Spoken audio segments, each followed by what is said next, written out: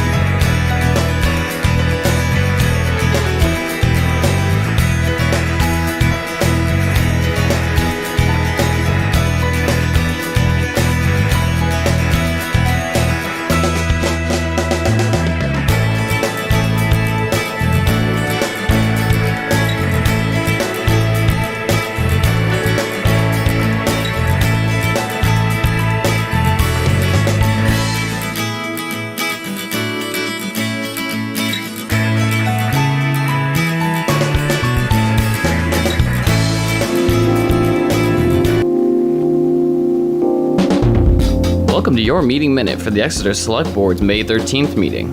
During Proclamations and Recognitions, the board recognized Water Sewer Utilities Clerk Desiree Murphy for receiving the DPW Employee of the Quarter Award.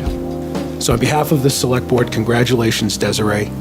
And I wanted to add that the Employee of the Quarter was created for the Public Works about 25 years ago, and it's always very exciting when we get to recognize those folks who work so hard. So congratulations, Desiree.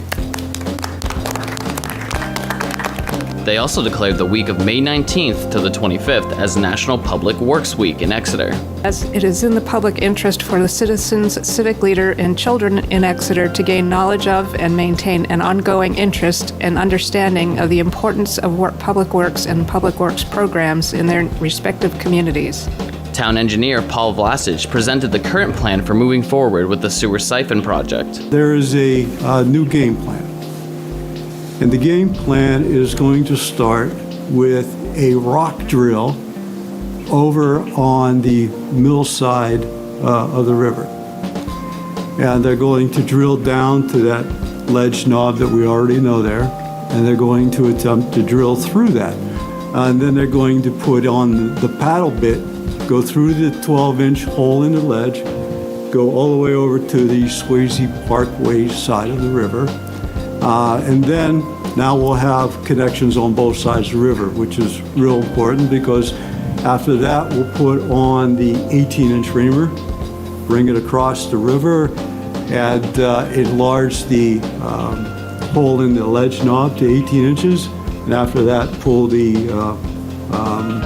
siphon pipe through. Dr. Krishma Manzur and a group of concerned citizens presented a draft resolution to the Select Board concerning a ceasefire in Gaza.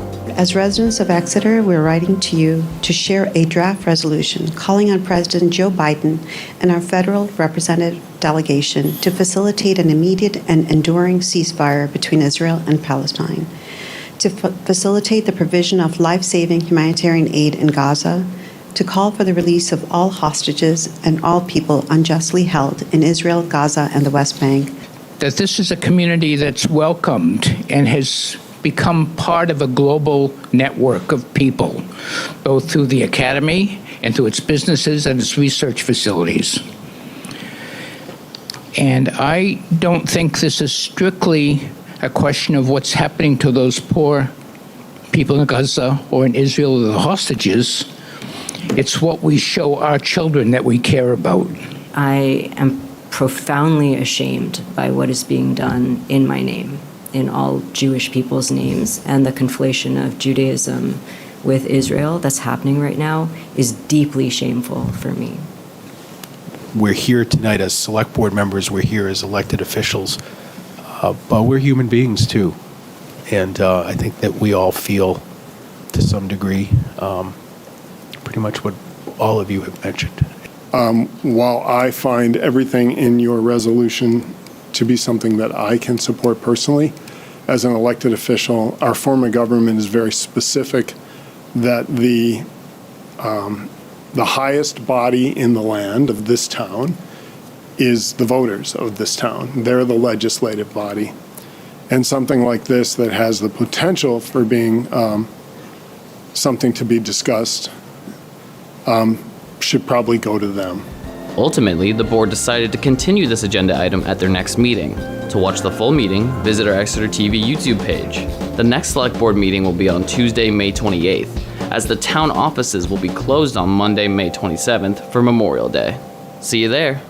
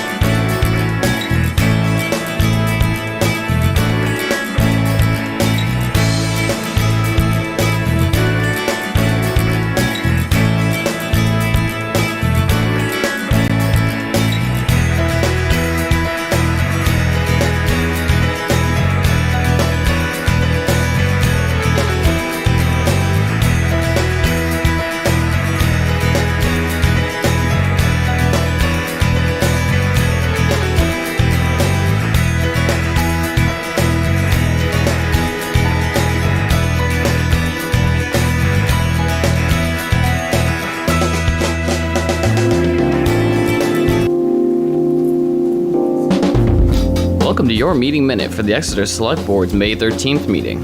During Proclamations and Resignations, the board recognized Water Sewer Utilities Clerk Desiree Murphy for receiving the DPW Employee of the Quarter Award. So on behalf of the Select Board, congratulations, Desiree.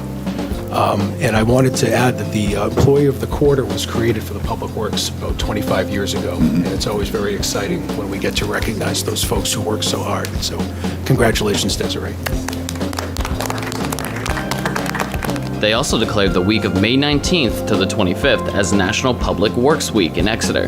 As it is in the public interest for the citizens, civic leader, and children in Exeter to gain knowledge of and maintain an ongoing interest and understanding of the importance of public works and public works programs in their respective communities. Town engineer Paul Vlasich presented the current plan for moving forward with the sewer siphon project. There is a new game plan. And the game plan is going to start with a rock drill over on the mill side of the river. And they're going to drill down to that ledge knob that we already know there, and they're going to attempt to drill through that. And then they're going to put on the paddle bit, go through the 12-inch hole in the ledge, go all the way over to the Swayze Parkway side of the river. And then now we'll have connections on both sides of the river, which is real important because after that we'll put on the 18-inch reamer, bring it across the river, and enlarge the hole in the ledge knob to 18 inches. And after that, pull the siphon pipes through. Dr. Krishma Manzur and a group of concerned citizens presented a draft resolution to the Select Board concerning a ceasefire in Gaza. As residents of Exeter, we're writing to you to share a draft resolution calling on President Joe Biden and our federal representative delegation to facilitate an immediate and enduring ceasefire between Israel and Palestine, to facilitate the provision of life-saving humanitarian aid in Gaza, to call for the release of all hostages and all people unjustly held in Israel, Gaza, and the West Bank. That this is a community that's welcomed and has become part of a global network of people, both through the academy and through its businesses and its research facilities. And I don't think this is strictly a question of what's happening to those poor people in Gaza or in Israel, the hostages. It's what we show our children that we care about. I am profoundly ashamed by what is being done in my name, in all Jewish people's names, and the conflation of Judaism with Israel that's happening right now is deeply shameful for me. We're here tonight as Select Board members, we're here as elected officials, but we're human beings too. And I think that we all feel, to some degree, pretty much what all of you have mentioned. While I find everything in your resolution to be something that I can support personally, as an elected official, our form of government is very specific that the highest body in the land of this town is the voters of this town. They're the legislative body. And something like this that has the potential for being something to be discussed should probably go to them. Ultimately, the board decided to continue this agenda item at their next meeting. To watch the full meeting, visit our Exeter TV YouTube page. The next Select Board meeting will be on Tuesday, May 28th, as the town offices will be closed on Monday, May 27th for Memorial Day. See you there.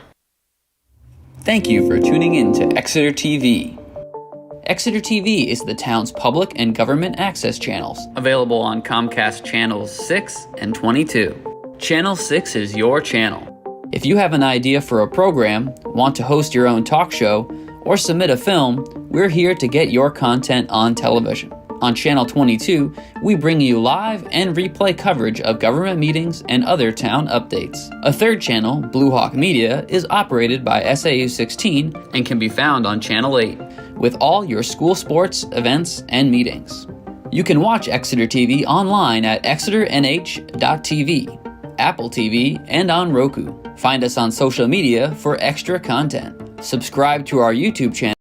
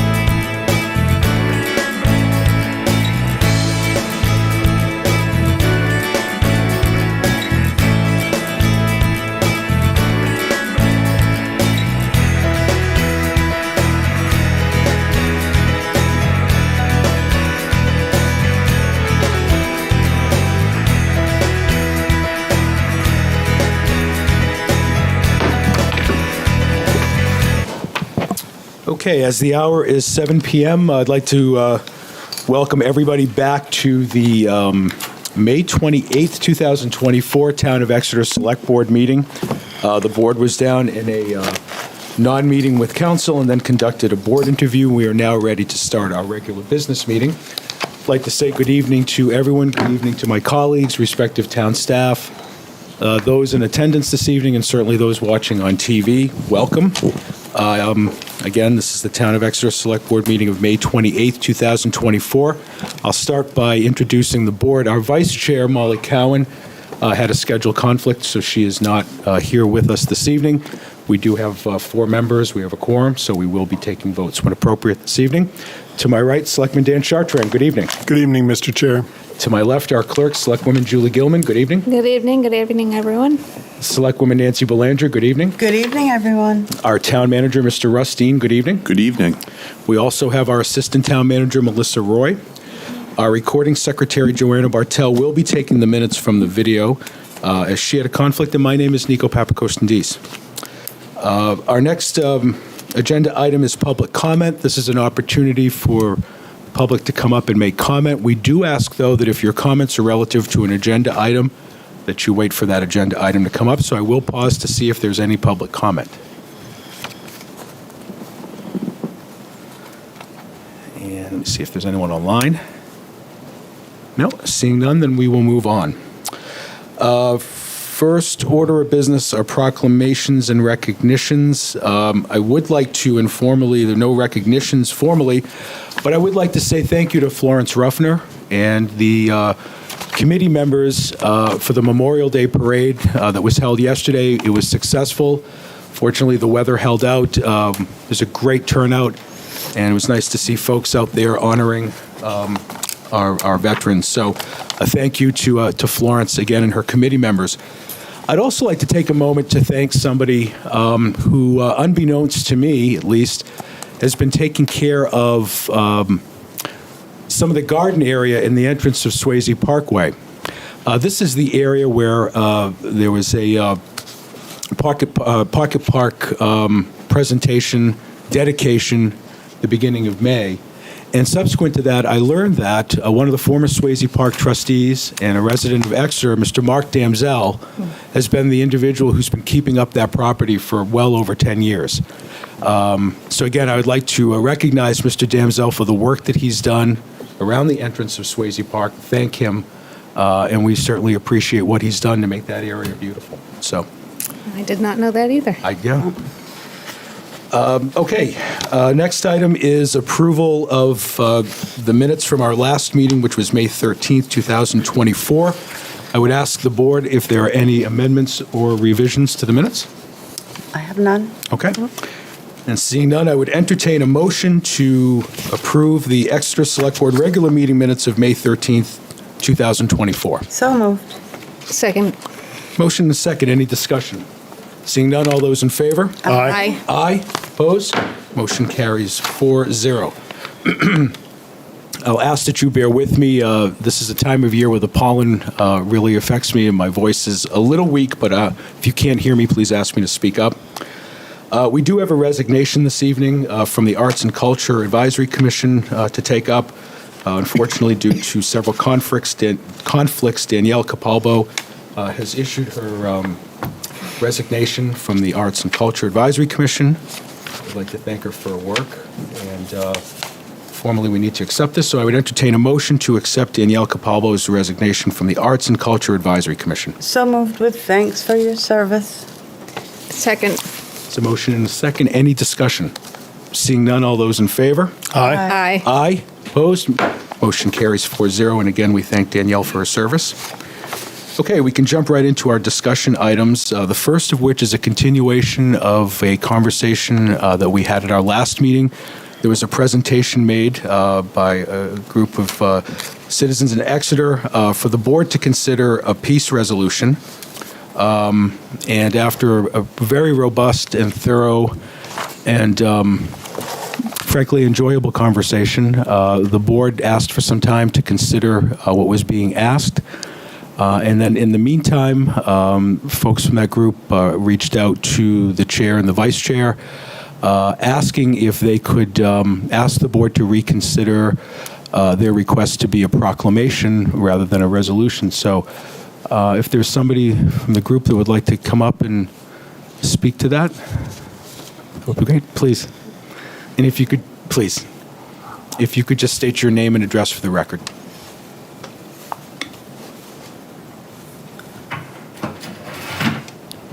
My name is Karishma Mansoor, and I live in 6 Windermere in Exeter.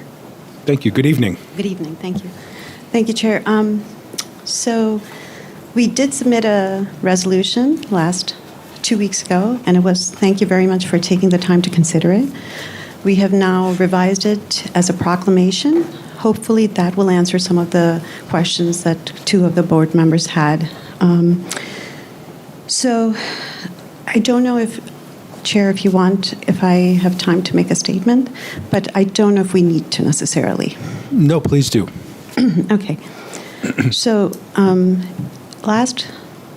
2 weeks ago when we were here, we had a chance to go over the proclamation language, but since the resolution language, since it is now a proclamation and has changed slightly, if you wouldn't mind, I would like to go over the language and also provide some supporting statements. We'd appreciate that. Thank you. Good evening. Thank you to the Chair, Vice Chair, and members of the Select Board for giving us an opportunity to speak here today. We have 5 clauses in this peace proclamation.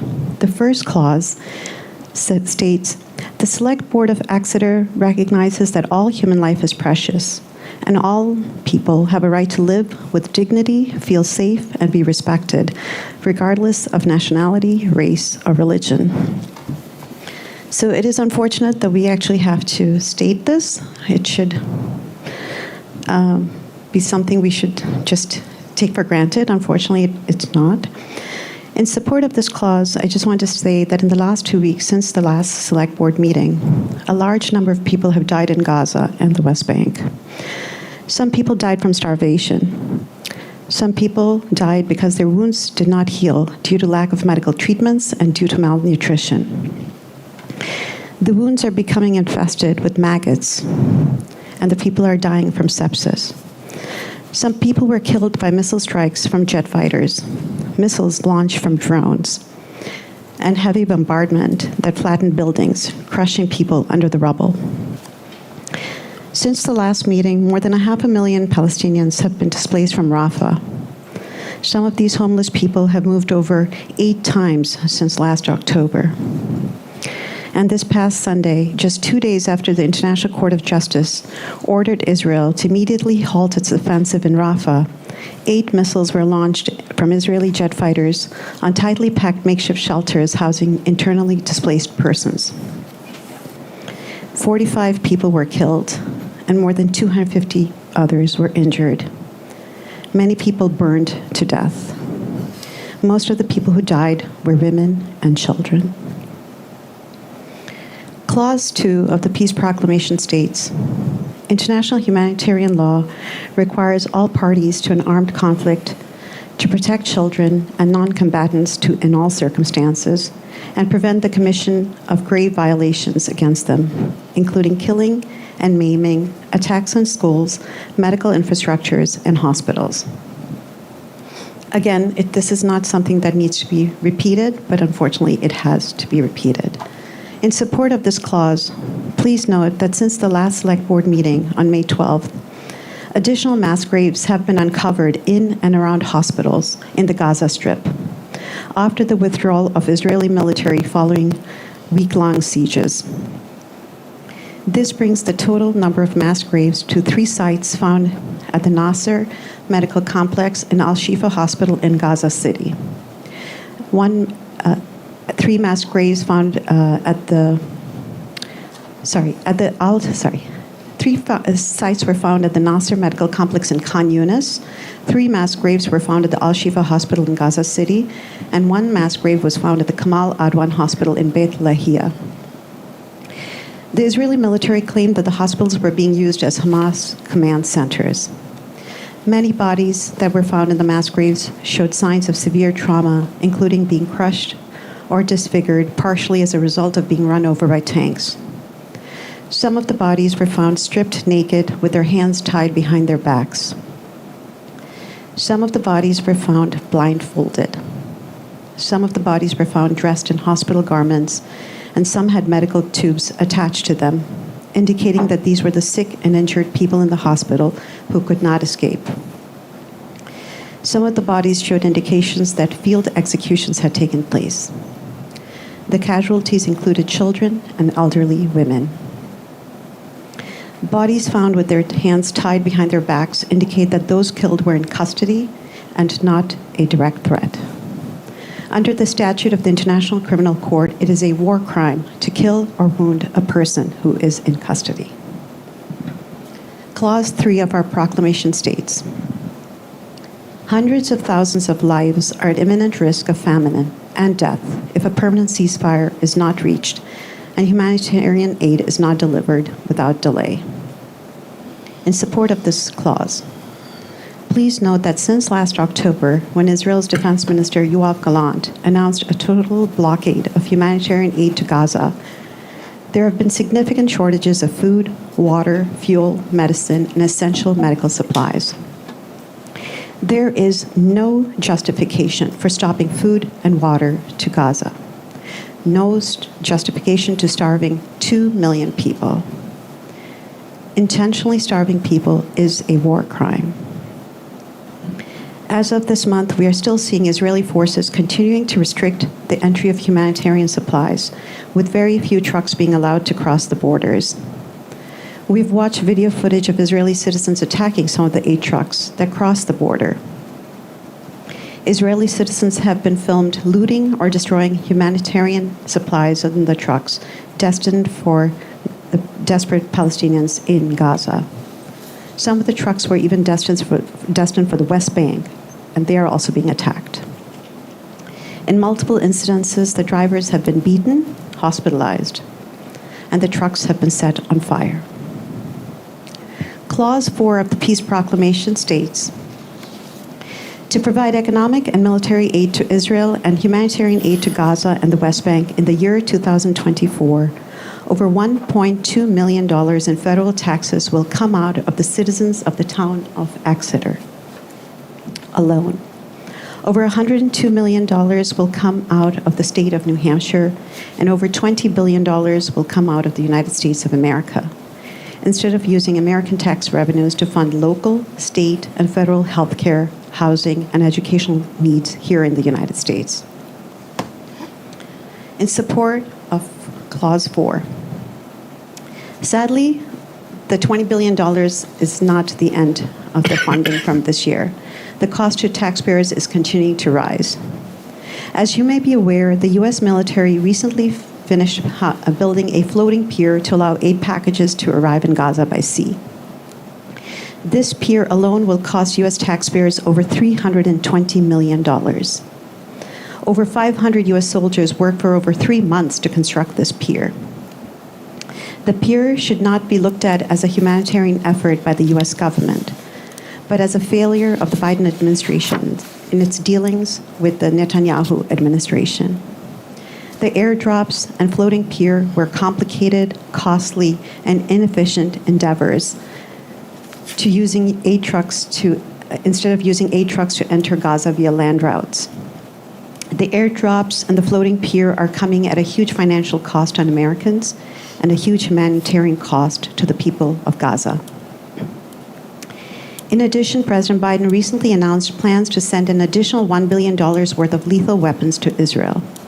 This will include $700 million of tank ammunition, $500 million of tactical vehicles, and $60 million for motor rounds. This is good news for the weapons manufacturers in the United States and for our profiteers, but bad news for the people in Gaza, West Bank, and East Jerusalem. Clause 5 of the proclamation that has been submitted to the Select Board states, the Select Board of Exeter urges the President of the United States of America, Joseph R. Biden, United States Senators Jeannie Shaheen and Maggie Hassan, and United States Congressman Chris Pappas to facilitate immediate de-escalation and a sustained bilateral ceasefire, to bring to bring peace and prosperity to Israel and Palestine, to facilitate the immediate entry of humanitarian aid assistance to Gaza, including medicine, food, and water at the scale required, to facilitate moving injured and sick people out of Gaza to receive essential medical treatment at the scale required, to call for the release of all Israeli hostages and all Palestinian people unjustly held in the region, including Israel, Gaza, and the West Bank, and to work with the international community towards long-term political solutions that could afford safety and dignity to all people in Israel and Palestine. In support of this clause, please note, the International Criminal Court recently applied for arrest warrants against 3 Hamas leaders and 2 Israeli leaders, including Prime Minister Netanyahu, for war crimes and crimes against humanity. We are a rules-based nation, and we should support rules-based policies nationally and internationally. If the international courts find that crimes were committed in the ongoing conflict and the U.S. was willfully contributing to this crime, we will be complicit in genocide. We're coming together today as we will not be complicit in war crimes. We will not be complicit in crimes against humanity, ethnic cleansing, and we will not be complicit in genocide. We will not allow corrupt politicians and war profiteers to manipulate us as billions of dollars of blood money are exchanging hands to make sure that the conflict in the Middle East continues. Mass extermination of civilians is being committed on a daily basis, and it is being live-streamed right before our eyes. Such special interest groups are labeling calls for a ceasefire as pro-Hamas and anti-Semitic. Calls against mass murder and calls against weapon sales are being labeled pro-Hamas and anti-Semitic. Such vile labels are being used to silence people. What should be our answer when our children ask if universal human rights depend on skin color? As a darker skin color,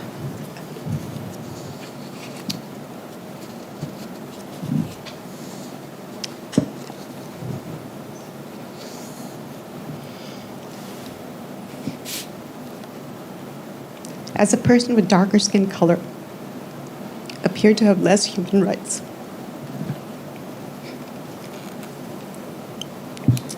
We are not pro-Israeli. We are not pro-Palestinian. We are pro-humanity. Let us say no to any more violence and bloodshed and come together to urge President Biden and our federal delegation to not support the killing, but to stand for the victims. Thank you. Thank you.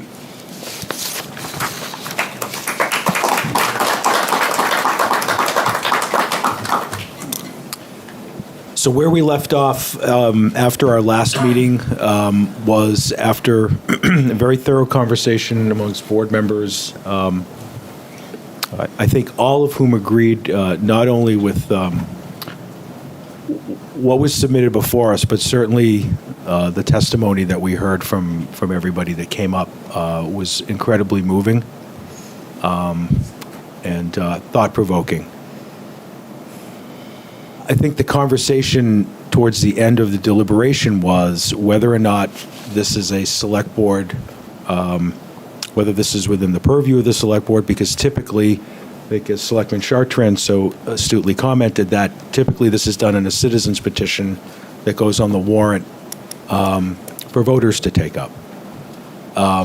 So that's why we asked for some time to spend a few weeks between meetings to process how this fits into what the select board purview is. And then obviously in the interim, Karishma approached me on behalf of the group, indicating that they wanted to resubmit this as a proclamation as a way to sort of work within the confines of our SB2 form of government, something not as a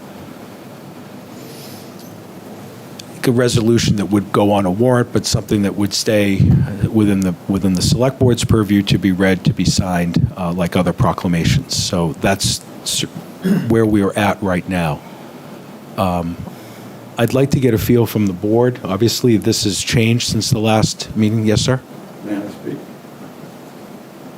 I'm gonna allow you to speak, sir, if you go to the podium and state your name and address. I wanted to bring this back to the board because we heard a lot of testimony at the last meeting, but I know you weren't here, so I will give you the opportunity to speak. Thank you, Mr. Chairman, members of the board. I wrote you a letter which only Could you just arrived state your name and today. address for the record, just so we have that for the minutes? Sorry, Ivor Freeman, 6 Sandstone Way. Thank you.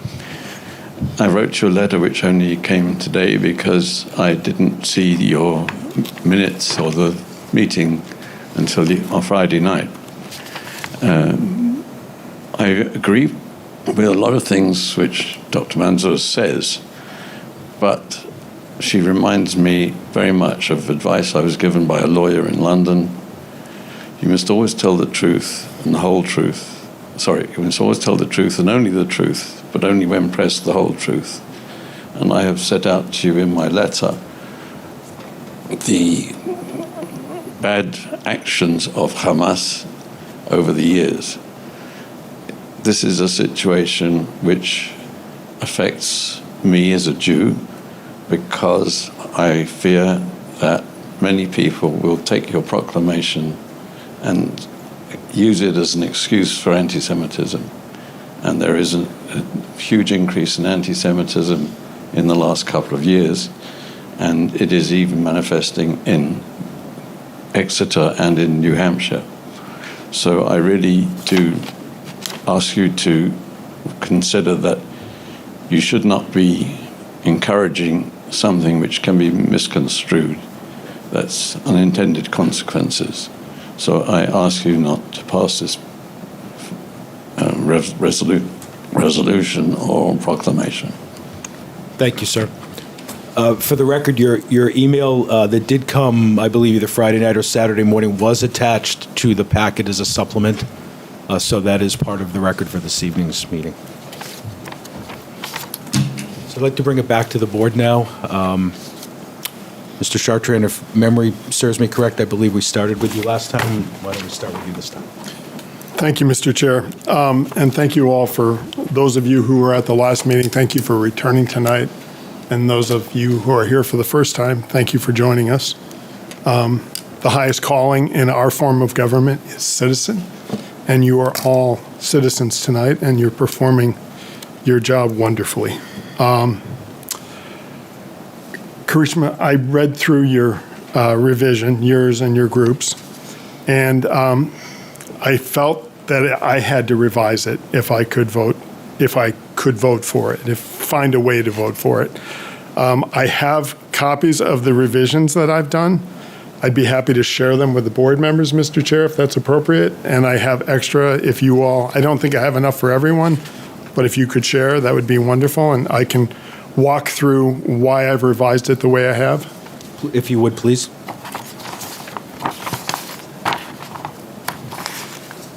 Copies for the board? Yeah, that's for the board. Could I ask you to distribute these? Thank you. And I'll wait until everyone has had a chance to take a look at the revision that I've done. A lot of the revisions they go to my point about our form of government and what I feel the select board can proclaim under our form of government and what they can't. So that's the reason for the revisions.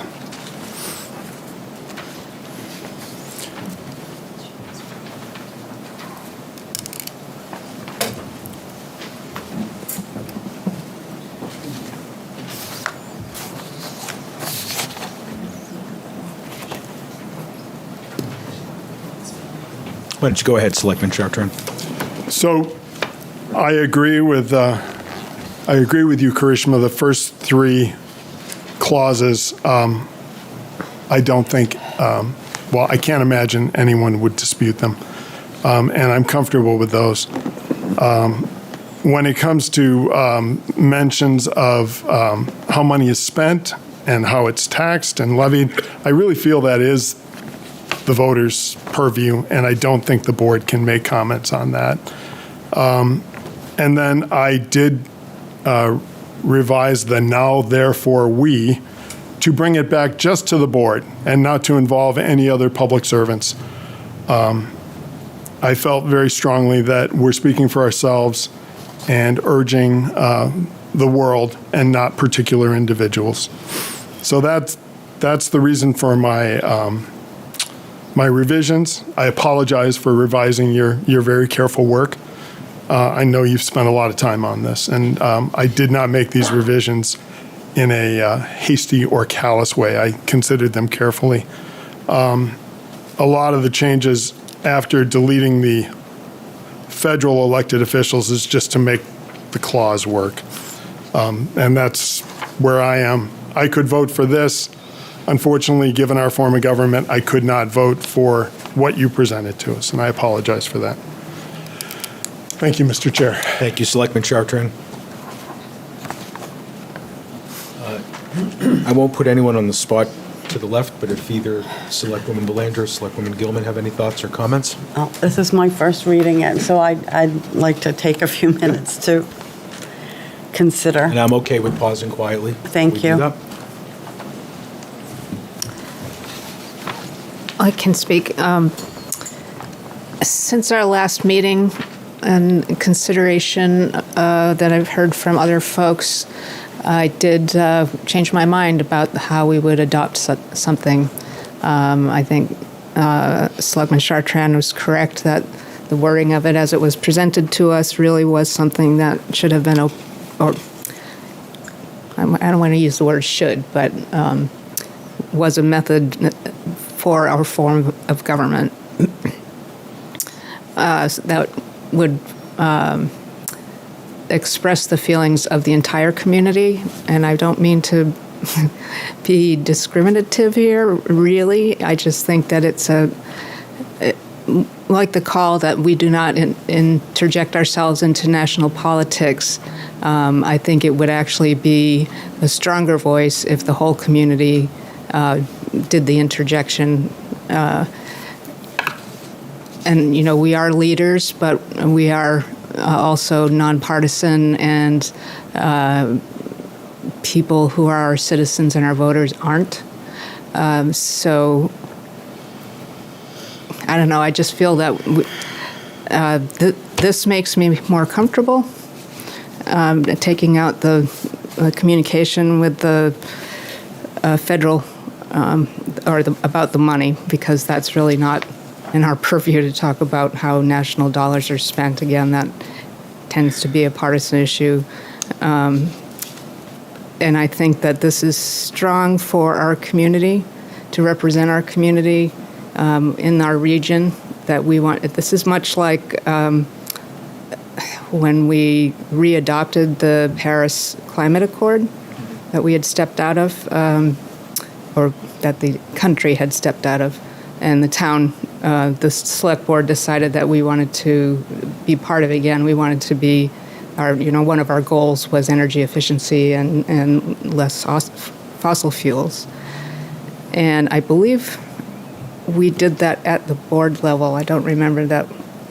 And then there was the Indigenous Peoples Day, which is not recognized by the state, but we decided that it was a matter that was important to the community as we heard it, and we recognize that day now.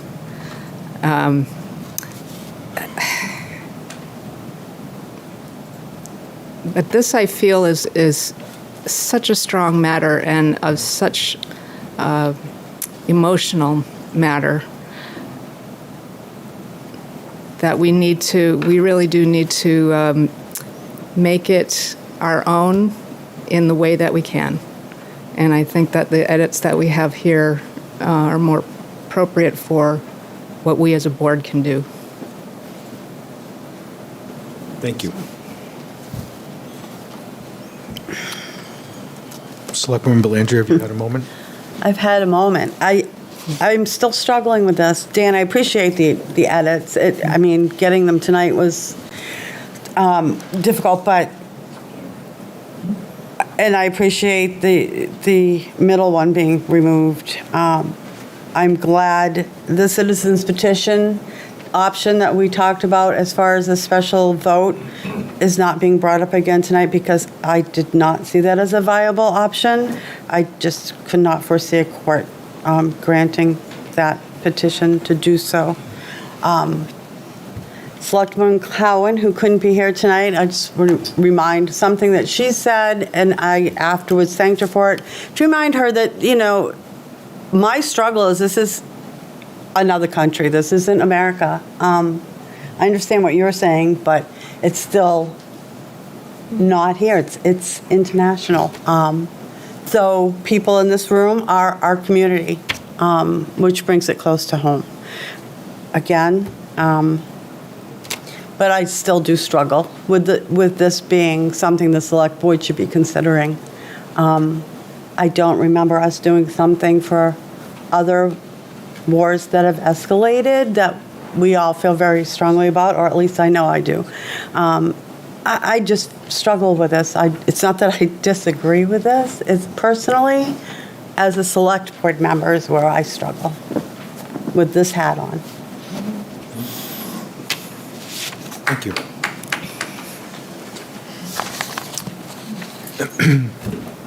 Anything further? Nope. Okay. So, thinking back to 2 weeks ago, in my comments,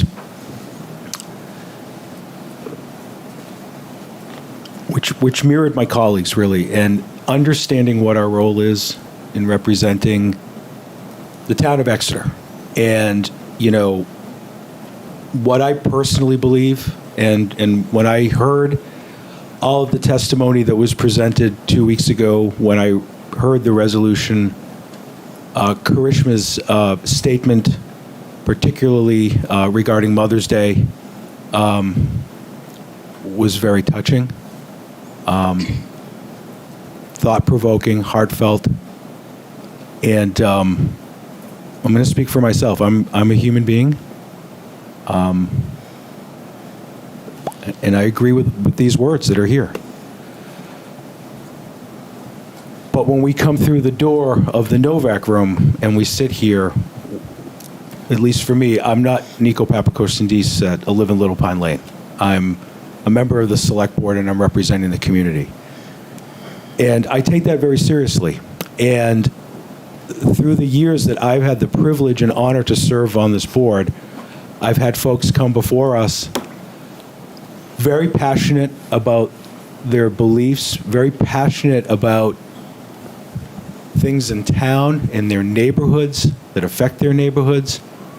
Folks have come and they've been professional, they've been polite. Some have come and have been a little bit more passionate, understandably so, when it affects your life. And it's very difficult to sit here and try to separate who and respectful you've all been throughout this process. And I'm going to repeat myself from 2 weeks ago, when a group of you came and contacted Vice Chair Cowan and I to go on a Zoom call, not to try to influence us on this, but to ask us questions and to ask us procedure and what our role is as a select board, and how you could come in here and respect the process and the procedure. And I thanked you 2 weeks ago, and I thank you again, because it doesn't make the decisions we make any easier, but to work with folks that are so respectful and so civil and so wanting to work within the process of your community is just, I'll say, is just delightful for me. So I go back to the number of years that I've been on this board, and the Paris climate was right before I ran, but I was in here when you took it up, so I remember that discussion. Conversations we've had, though, in the last 5 years have been about things that have either immediately affected the town of Exeter or affected our country, and we've had a lot of things that we've had to deal with in the last 4 or 5 years. And I myself, as chair, have made statements on certain things that have happened in our country, not to take a side, but to speak out against or speak in favor of living in a society and living in a town where we respect each other. We respect everybody's background. And I felt that was in the purview of the Select Board. Even though these things happen nationally, we referred to them, but we talked about this community and how amazing this community is and how we can make it better and how we need to live together and respect each other and be tolerant of each other. Regarding the pandemic, we had the only governor in New England who didn't want to pass a mask mandate. So we took that on because that was something that impacted our community. It was something we could do, something we had the authority to do, and it was something that was going to hopefully preserve life and wellness within our community. Thank you for the edits that you've made, Selectman Chartrand, because this is his copy, and when I read my packet, my copy sort of mirrors some of the changes that you made. But I go back a couple of years ago when I was approached, and Mr. Dean, you were approached at the same time, folks that passionately wanted to back Ukraine when Russia had invaded Ukraine. And again, I know how I felt as a human being, and I know how I felt as a citizen, but we had to explain to those folks that as well-meaning as their request was, it would set a bad precedent if we had done what they were asking us to do. And that was fly the Ukrainian flag at our town hall. And I think if that had been a warrant article, it might have passed. But it sets a precedent. And once you start setting a precedent, and sir, I agree with, parts of your email over the weekend, and I agree with what you said. It's easy to react, but we also have to think of what are the unintended consequences. And I don't know if there'll be any here, but I think we need to think about that. So,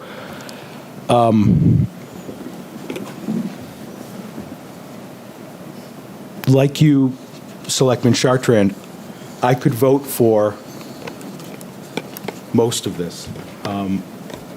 I took some edits even further on the last one, removing some of the specific mentions to countries and regional areas. But I guess I'm trying to get a sense of the board of what we think our responsibility is and how we would like to proceed.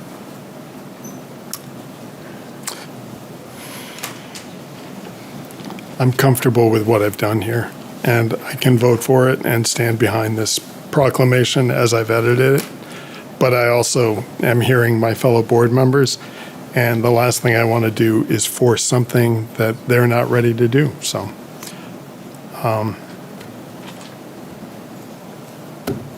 that's where I am.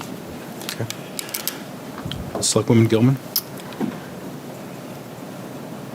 I am more comfortable with Selectman Chartrand's changes. Like with we set goals every year, and although we haven't set a goal for how to treat each other and how to be, the first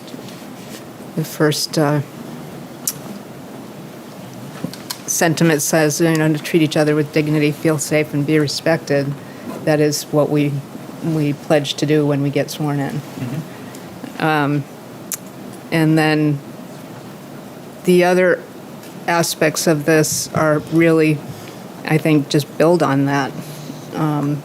So I feel comfortable with this because we're proclaiming this is the humanity we want to see in town. Mm-hmm. And I guess that's it. Thank you.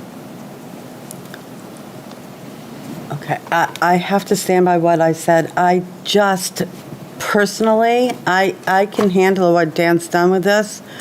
I just, as a select board member, do not feel comfortable doing this. I just don't. I also feel we've just edited something that's been presented to us and no one's weighed in on it other than us, which might be fine, but we've closed it to the public, so I don't know what the process would be. Well, I don't want to vote on this tonight because Ms. Cowan isn't here. And I'd like to hear what she, how she responds to the Yes. proposed Yeah. changes. Mr. Dean, procedurally, if the select board is issuing a proclamation, reading it aloud and signing it, I mean, does the board have the authority to revise what has been submitted to us? I believe you could do that if you so chose. It's within your purview. Because I agree. I mean, it's the 5 of our signatures going on this. However, you know, we've got a group of individuals who've worked on this and True. You know, we're revising. We're changing to some degree. And at the end of the day, it is the board's proclamation. Right. And the other proclamations we read are all from associations of, Correct. you know, Town Clerk and Public Works Week and things like that, which are sent out from, you know, national associations. They have words that we don't need to change because they are so blank enough that they fit every town. But it gets put on our letterhead, I believe. It does. It does, yeah. So we have to do that, and then, again, have the conversation with Selectwoman Cowan here, Okay. and I would recommend that she see the, you know, she see the course. changes Yep. side by side, so. And perhaps make some of her own, if she feels.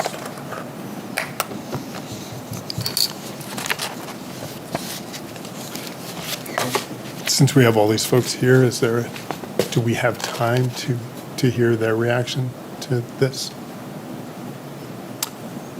We have. No, we have other items. We have a pretty sizable presentation on the agenda. However, this is important. We have a lot of people here. It'd just be who've given their good time. feedback if we're going to take it up one more time at our next meeting. Perhaps if one or a few of you, if you care to, want to comment, but if you could keep your comments somewhat brief and not repetitive, but we'd like to hear from you. Please.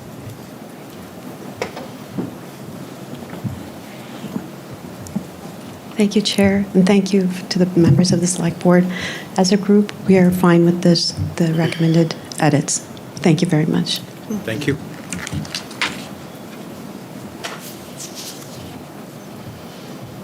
Would anybody else care to speak? Please.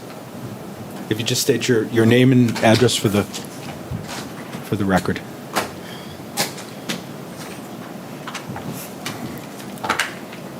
Hi, my name is Haley Collins, and I'm from 44 McKay Drive. Welcome. So I have grown up in Exeter my whole entire life, and this is a community that I am super proud to be a part of. And when I moved back, I was super proud to come back. I had a whole thing I was going to read, but I'm going to just read the end. It is our jobs as human beings to stand together and speak up. We are coming to you, our representatives of the town of Exeter, asking you to help our voices be heard, to stand on the side of humanity. Throughout history, it is the silence of leaders that has made violent acts possible, and it is the silence that allows them to continue.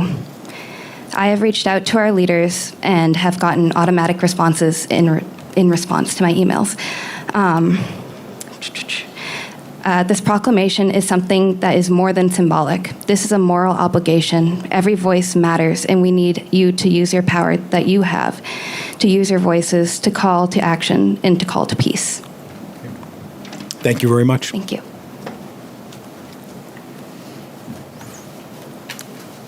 Anybody else?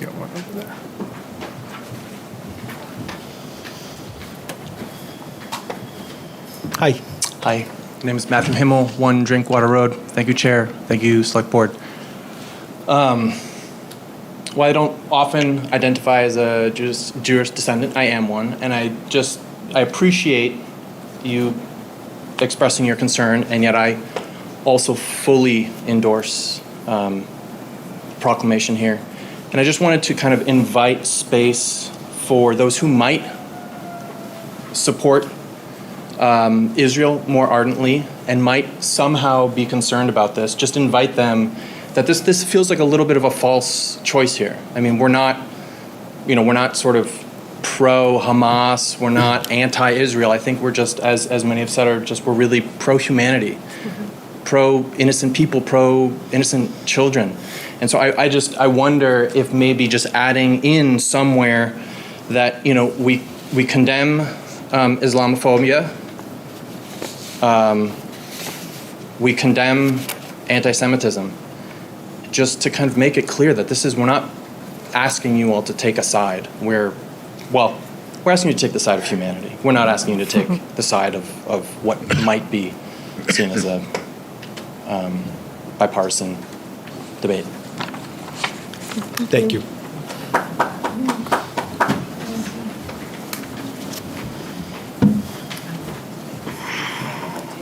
Please. Sure. Sorry, I didn't know I was doing this. That's okay. Pajamas. I'm Kristen Jurek. I'm newly moved here a year ago. I live at 46 Franklin. I have an interfaith family. I have a son who left Tufts due to anti-Semitism. I did not know. I came for the dam, guys. I came for the dam. So this is all a surprise to me, and I'm very grateful for the opportunity. And I like the proclamation, how it's been changed, and I also love how you said there are always unintended consequences, because the history of all of this is so long and painful and deep, and we are all responsible for our own traumas and our own beliefs, and to take care of those. However, I don't think this is a decision for you to make. I just don't think it's yours. And that's just my opinion. So thank you. Thank you very much. More over here. Yes. Step right up.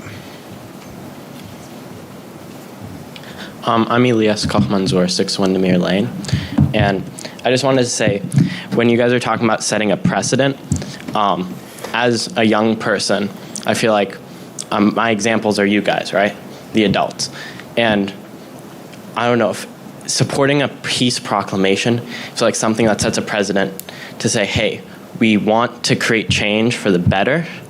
And that's something that is important, because we might say, oh, this doesn't affect us. This isn't an American issue. This isn't a town issue.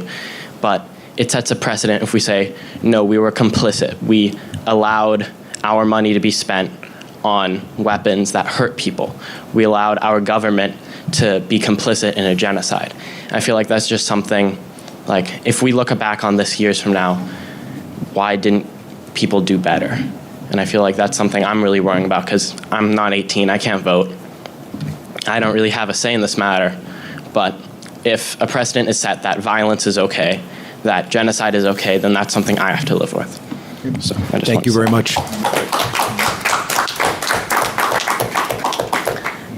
And you, young man, have just exercised your rights to do that. You can't vote yet. You will be able to. Good evening, Mr. Kovar. I'm here from the dam also. I know. David Kovar, 38 Cross. For the young man who spoke and for everybody else here, one of the most important things is that we all have a right to speak. And it's always very important for all of us to have a place to speak. And this is not what some of us intended tonight, but I think it's very important, and I'm deeply appreciative that you created a space that we can all speak up. I have a master's degree in international affairs. I have very strong opinions on what's going on, and there's never been any place in the public spaces where I've been that I could feel that I could say anything about any of this aspect of what's going on. And I won't do that now because it gets into some very complex nuances and we could take hours for it. Thank you for creating a space. Thank you, sir, for speaking up. Whether you can vote or not really doesn't matter. Whether you can speak up or not matters enormously. So thank you all. Thank you. Thanks, David. Anybody else? I want to thank everybody for coming back. This is important enough to try a third time, so we will we'll revise this with your edits. Ms. Cowan will get a copy, and I think it's appropriate that she's here when we decide what to do. I think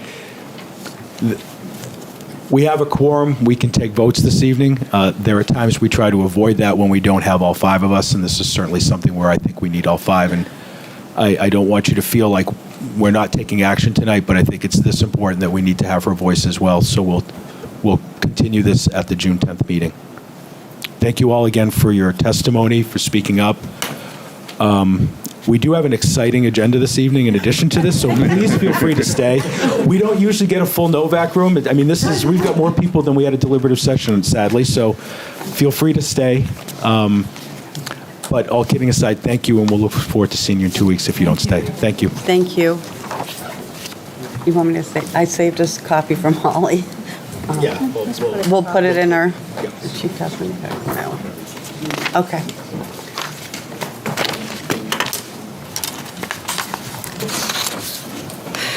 Yeah. Have you seen her box?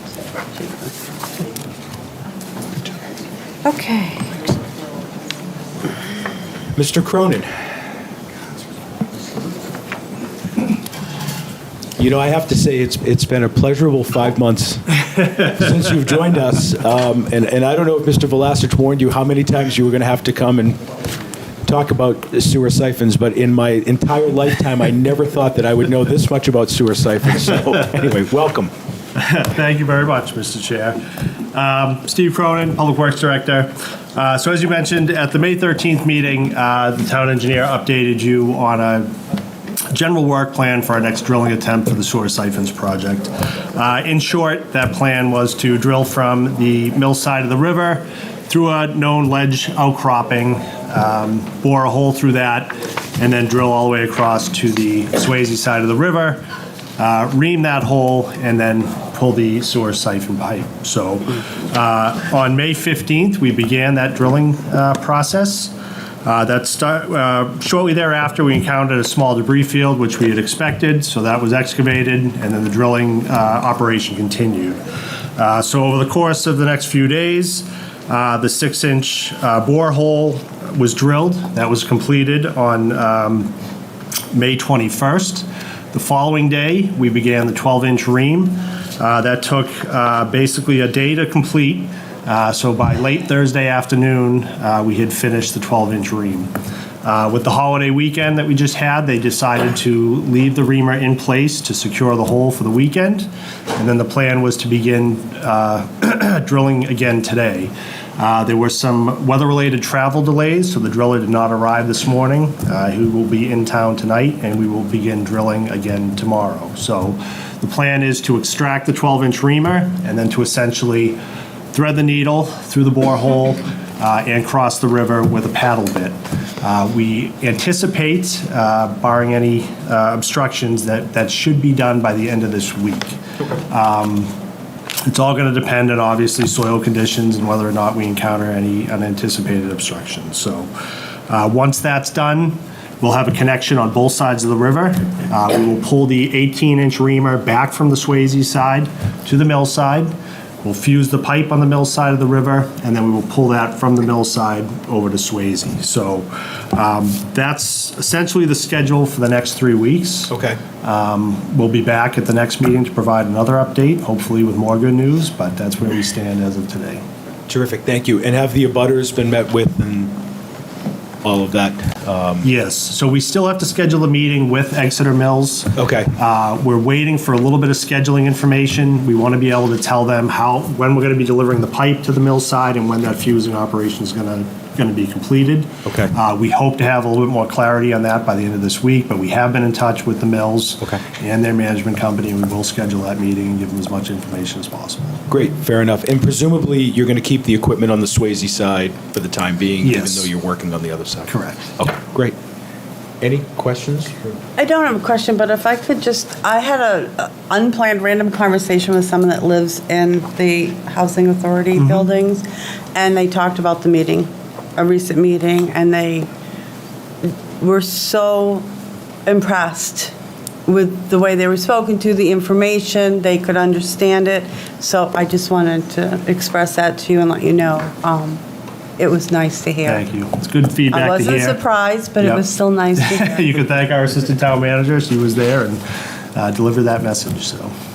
Great, thank you very much for that. Thank you. Great. Thank you, Mr. Cronin. Okay, our next agenda item is the Pickpocket Dam feasibility study presentation. We have our town engineer, Mr. Paul Velasic, and we have our representative from VHB. And I'm excited because I had the pleasure to see this with the River Advisory Committee, and Paul, it was so good, I'm looking forward to it again.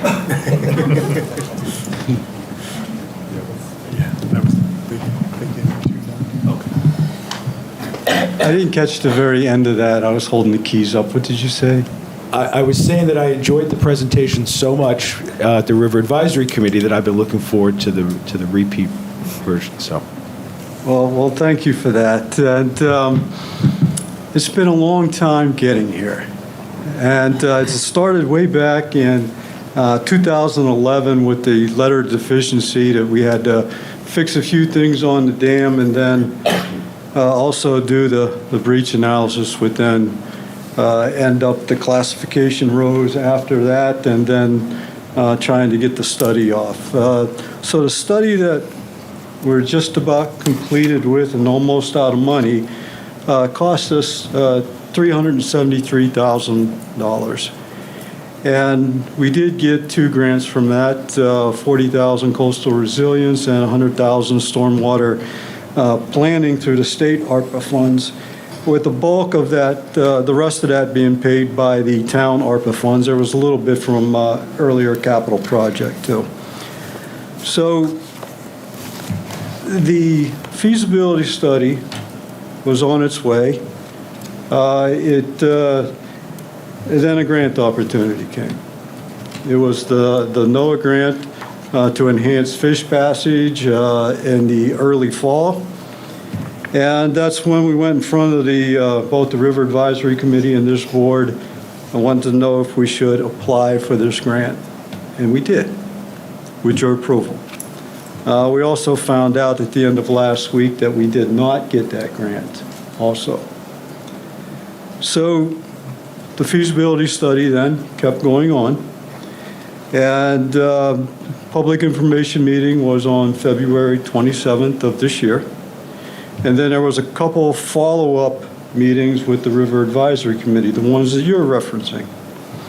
The feasibility study was finished on April 30th, and there was many written questions and comments, of which there's a whole appendices of the report.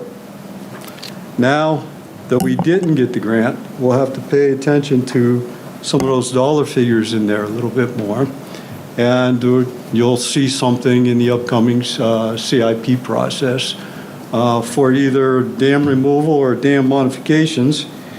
And you'll see it in the slides later, but at least the design and construction and permitting parts of it, if you wanted to keep the dam and have some sort of dam modification, it'd be like $2.4 million-ish, and then for dam removal, $1.5 million. The slides that you're going to see here, there's many of them. You've got a copy there.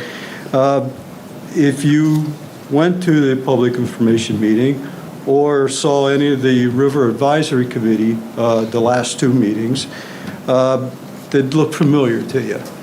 I'm going to ask Jake San Antonio from VHB. You've seen him many times on this project to come up.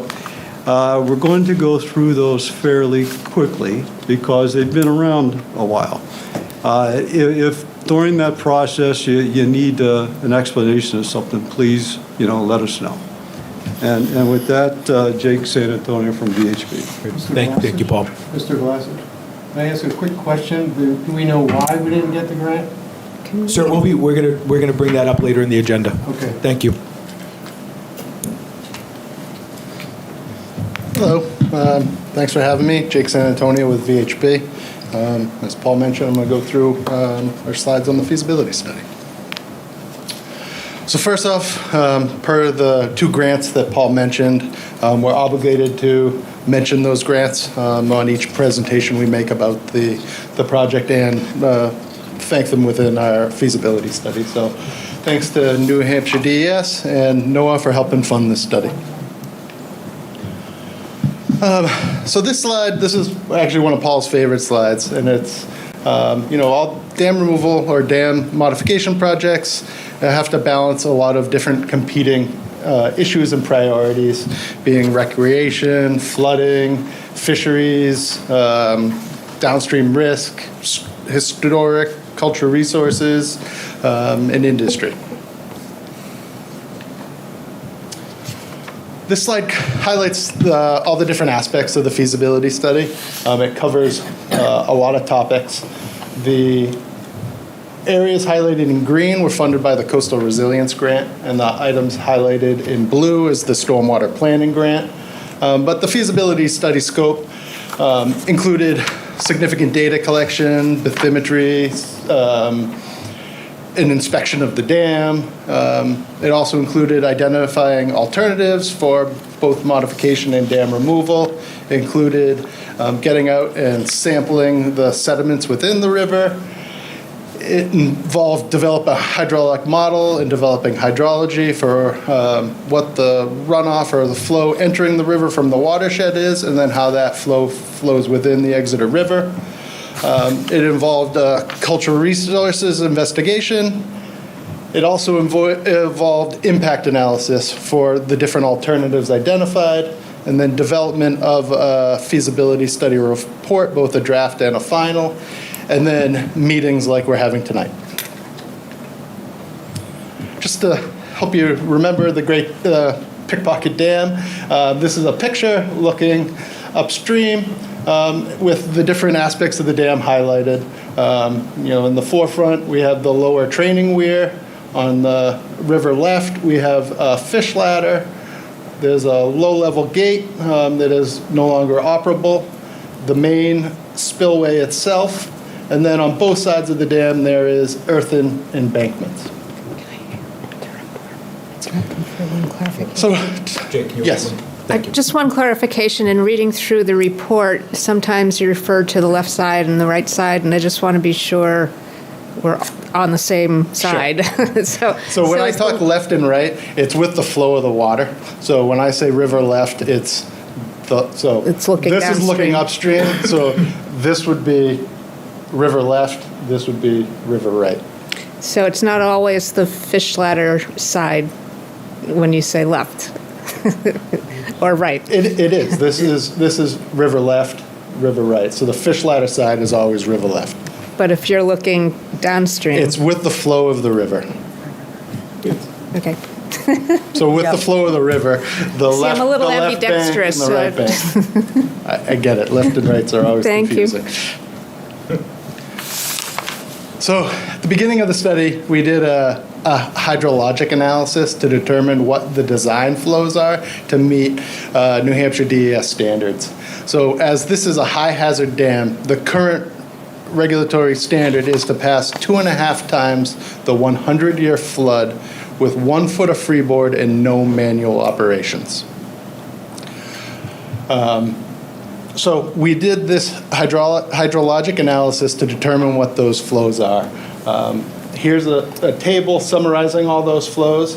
So based on current rainfall estimates, the 100-year flood is just under 4,000 CFS. So to get the current regulatory standard, you'd have to multiply that times 2.5, which brings you to just under 10,000 CFS as the regulatory design standard. We also looked at how that could change with the increased rainfall intensities that we've been seeing. And the New Hampshire DES coastal guidelines is to add 15% to the rainfall.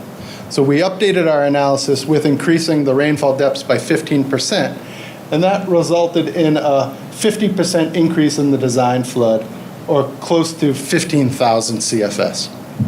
Can I ask you one more question? Absolutely, keep interrupting. Just for clarification for the public, and this is something we went through with the Great Dam. And one is when you talk about the 100-year storm. Yes. That it's not one storm within 2024 to 21-24. That we have a 1% chance daily for, now it's 2.5% daily for a chance of that happening on any given day. It's a 1% annual chance. So it has a 1% chance of happening in any given year is the 100-year storm. Oh, every given year? Yeah. Okay. And then the New Hampshire standard is for a high hazard dam is 2.5 times that 1% annual chance storm, commonly referred to as the 100-year. Thank you. Can I just add one more thing with that? Your acronyms and abbreviations. You've got to remember people don't know what they stand for. So if you could. So when I say CFS, that stands for cubic feet per second. Thank you. So if you a cubic foot of water moving every second. So we're talking a lot of water when we're talking 15,000 cubic feet per second. Thank you. While we were going through the feasibility study, New Hampshire DES also started a rulemaking process and their first draft recommends revising the high hazard design storm to the 1 in 1,000 year event. So having a 0.01% chance of occurring in any given year. And we ran the math on that, and that works out to 13,900 cubic feet per second.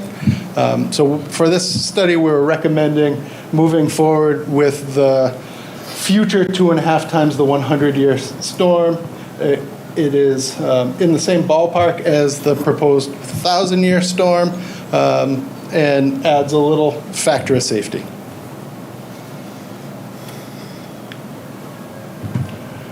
These photos are from the Mother's Day flood of 2006-05. That was a 50-year storm. These photos were provided. I'm not exactly sure the exact time they were taken, but it looks like this was just before the peak of the storm based on the water levels I'm seeing in the photos relative to the flows that were measured on that day. What's the CFS at that point? It was close to 3,000 CFS. Okay, so the 100-year storm is 13,000-ish? The 100-year storm is 4,000 CFS. 4,000 feet, okay. So the 100-year storm would be another 10%? Another 25%. 25% more than what we're seeing now? Yes, and then the design standard is 2.5 times that. With 25% more, what would happen to the bridge? How close would water and debris be to impacting that bridge? We looked at that early, actually before the feasibility study, and even with the 2.5 times the 100, you're just starting to approach the low chord, but not hit the low chord. Okay. That's without debris buildup. Right, and I used to do swiftwater rescue in California, and what takes out bridges and other things is you get debris piling up on it, and then cubic feet squared, and the force on the bridge becomes significant. That velocity head builds up quick. Jake, can you hold on for 1 second? We want to get through the study, but I am going to let folks ask questions and when it's time for that. So let's keep going. Sorry, I've just been interrupting for clarification of issues or words that the public needs to understand. So here's a slide showing existing conditions. In the bottom right, that is a a section through the dam looking downstream. The area in black is showing that location of the fish ladder on river left. The gray shows the spillway of the dam. It shows the abutments of the dam. It also highlights in this area, which correlates to this, a sediment island that's formed just upstream. That sediment now has formed over time. It's now fully vegetated, has trees on it, but it does restrict the flow capacity of the spillway. The colored lines here represent the different design discharges relative to the dam. So you can see the orange line is the current 50-year or close to that Mother's Day flood. The light green line is the current 100-year, which is just starting to overtop the abutments. And then moving upwards, we get up to the red line, which is the future 2.5 times the 100-year flood, and what we're recommending to be the design flow for the study. So we looked at a number of alternatives. I'm going to step through each of those alternatives. The first alternative is keeping the spillway, the fish ladder, the lower training weir all the same, and just building up the earthen embankments on each side of the river. The earthen embankments, to be able to pass that 2.5 times the 100-year flood, or that approximately 15,000 cubic feet per second, the top of dam would need to be raised to 72.7 feet, and the current abutments are at 66 feet. So close to a 7-foot raise. On river right, to be able to construct this, the embankments would extend and cross 2 abutting properties, including across a driveway. We did on the left, rendering on the right. The next alternative we looked at was spillway replacement. For the spillway replacement, we looked at a labyrinth weir. So it's a weir that has essentially a zigzag pattern to increase the flow area and to improve the efficiency of the volume of water that can pass through. Even with this labyrinth weir, some improvements would need to be made to the earthen embankments to raise them. The next alternative was an auxiliary spillway. So for this option, similar to the previous, or similar to the first, we kept the existing spillway, the training weir, the fish ladder, and looked at improving river left to put in a cutoff wall and armament to allow the pass of that design flood safely. The next option we looked at was dam removal. Dam removal included removing all the dam appurtenances, including the lower training weir or fish weir, the fish ladder, and the main spillway, removing that sediment island, but maintaining the 2 vegetated islands below. Here's some renderings of what that option looks like. Again, river left side is existing, right side is the rendering with the dam removed. Same view, the oblique view with showing what the dam removed could look like.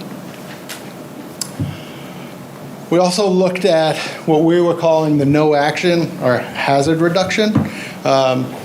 This alternative, we first looked at no action, and given that there's a letter of deficiency and driving change, no action wasn't an option.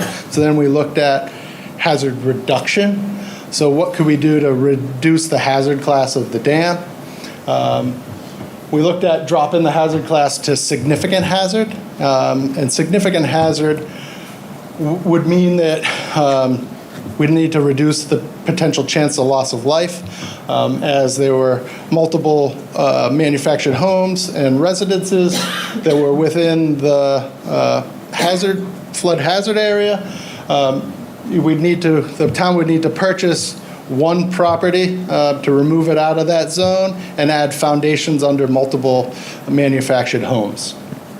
And even with that, the dam still didn't meet the discharge capacity for a significant hazard storm, which is the 100-year, and would need some upgrades to raise the top of the dam to meet compliance.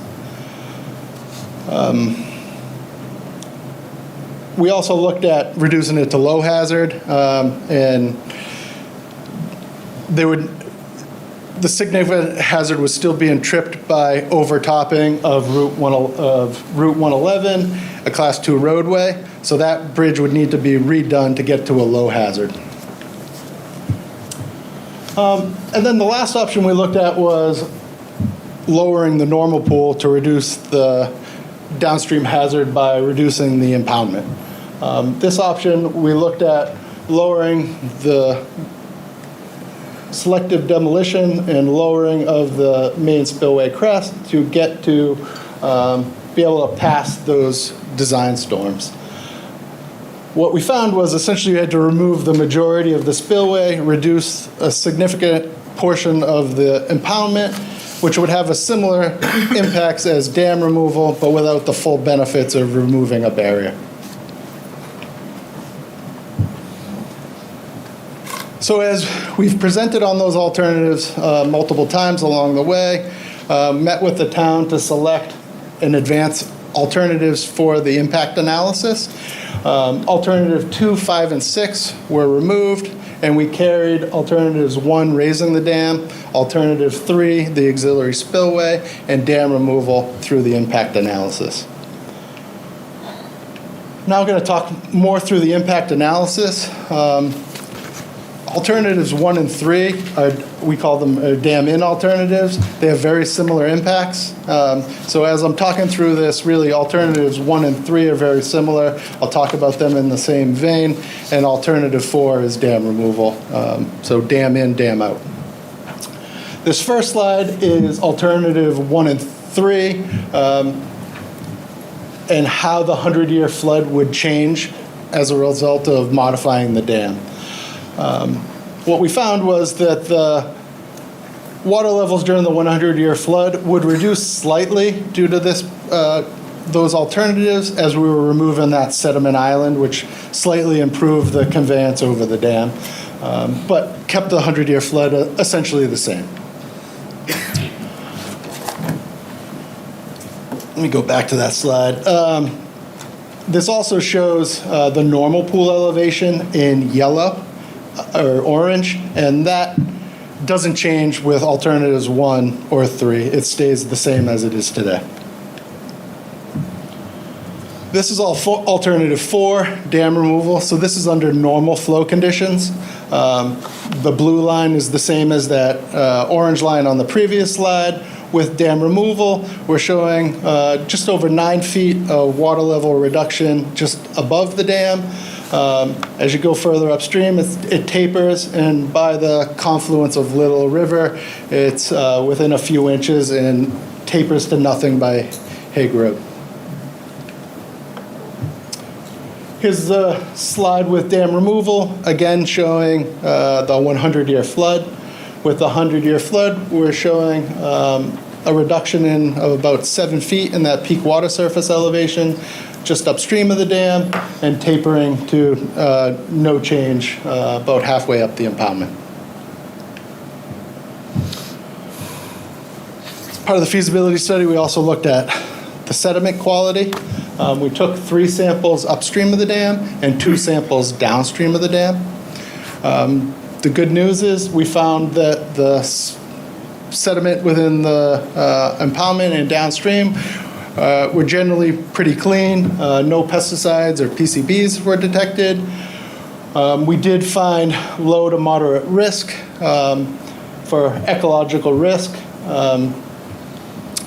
due to common roadway pollutants due to vehicles. But the samples downstream were more contaminated than the samples upstream. Using the hydraulic model that we developed, we looked at sediment transport and how the sediment could movement could change, as this dam has restricted sediment movement for some time. We found that within about 1,000 feet upstream from the dam, the velocities would increase post-dam removal, and that sediment would begin to move. The majority of that sediment would be was in that concept I showed would be removed as part of dam removal, and the velocities showed with dam removal that the banks and the sediment could be stabilized with vegetation. But there will be some movement of sediment, and that sediment is likely to drop out down by Route 108 Court Street Bridge. So if that's the option the town moves forward with, there should be some monitoring post-dam removal of that area to see if any remedial sediment buildup would need to be removed. As part of the sediment sampling, we also probed upstream of the dam, looking at how deep were the soft sediments until you hit the more hard substrates. What we found was in the main channel, the Thawag, or where the majority of conveyance is in the river, that the sediment depths were 0 to 2 feet. As you got into the banks or the slower moving parts of the river, that the sediment depths were deeper and got to 4 to 5 feet in depth. With infrastructure, we found that there would be no changes to bridges or scour at the Crossroad Bridge. We do note that there will be a change in groundwater levels, which will result in some global consolidation over time. We also found that with the water levels dropping with dam removal, that the slopes of the river would become more stable as the saturated shear stresses in the soils are less than when the soils are dry. We also looked at impacts to water supplies. We researched all the public wells and found that all the public records showed the wells for both drinking water and for geothermal systems were into the deep aquifer system and were hundreds of feet deep. The dam removal wouldn't impact the deep aquifer levels. It would just lower the water levels in the superficial aquifer. So we don't expect any impacts to drinking water wells. We also looked at the groundwater flow from the abutting landfill or the nearby landfill, and found that the overall groundwater load to the river would remain the same post-dam removal. Cultural resources, we did an investigation in that. We found that the Pickpocket Dam is eligible for listing on the National Historic Register. And we also identified 2 archaeologically sensitive areas that would be impacted under both dam removal and dam in place. Water quality, we found with the dam in options that the conditions of water quality, the low DO would stay the same. With dam removal, that the river would see improved water quality. Fisheries and fish passage, with the dam in options, there would be no change essentially to fish passage at the region, at the dam location. With dam out, there would be improved fish passage. We do note that this year we're having a great herring run across the region. There's been herring observed passing the Great Dam site, and hundreds of herring stacked up down below the dam, and herring are making it up the fish ladder this year. You said Great Dam, you mean Pickpocket Dam? Pickpocket Dam, I'm sorry. Thank you. Just slip of tongue. Natural resources, with the dam in options, we found that the natural resources upstream and downstream would remain as they are today. With dam out, and the impoundment being lowered, that there would be a reduction in open water, and the wetlands abutting the impoundment would have some changes and become more diverse and transition to drier areas than they are today. Recreation with dam in, there'd be no change than there is today. With dam out, the recreation would change. It would be less of open water or slow water recreation and more of a moving water recreation. And here are the cost estimates that we put together. These are present value costs, so today's dollars. Alternative one for future. Total capital cost was $2.4 million. Building in capital replacement costs and operation maintenance over 30 years brings the total present cost to $3.67 million. Alternative three, the auxiliary spillway, similar cost with a total present cost of $3.5 million. And alternative four, dam removal, just over $1.5 million.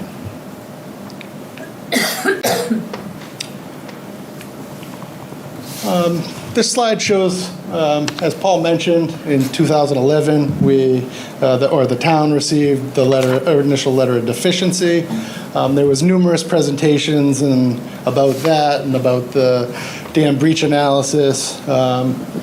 Really, the feasibility study got started in earnest in 2021, and since then, there's been about 10 public meetings, including this one, to talk about the feasibility study and give updates. Moving forward, once the town makes a decision, there's a series of environmental and entitlement permits that are required.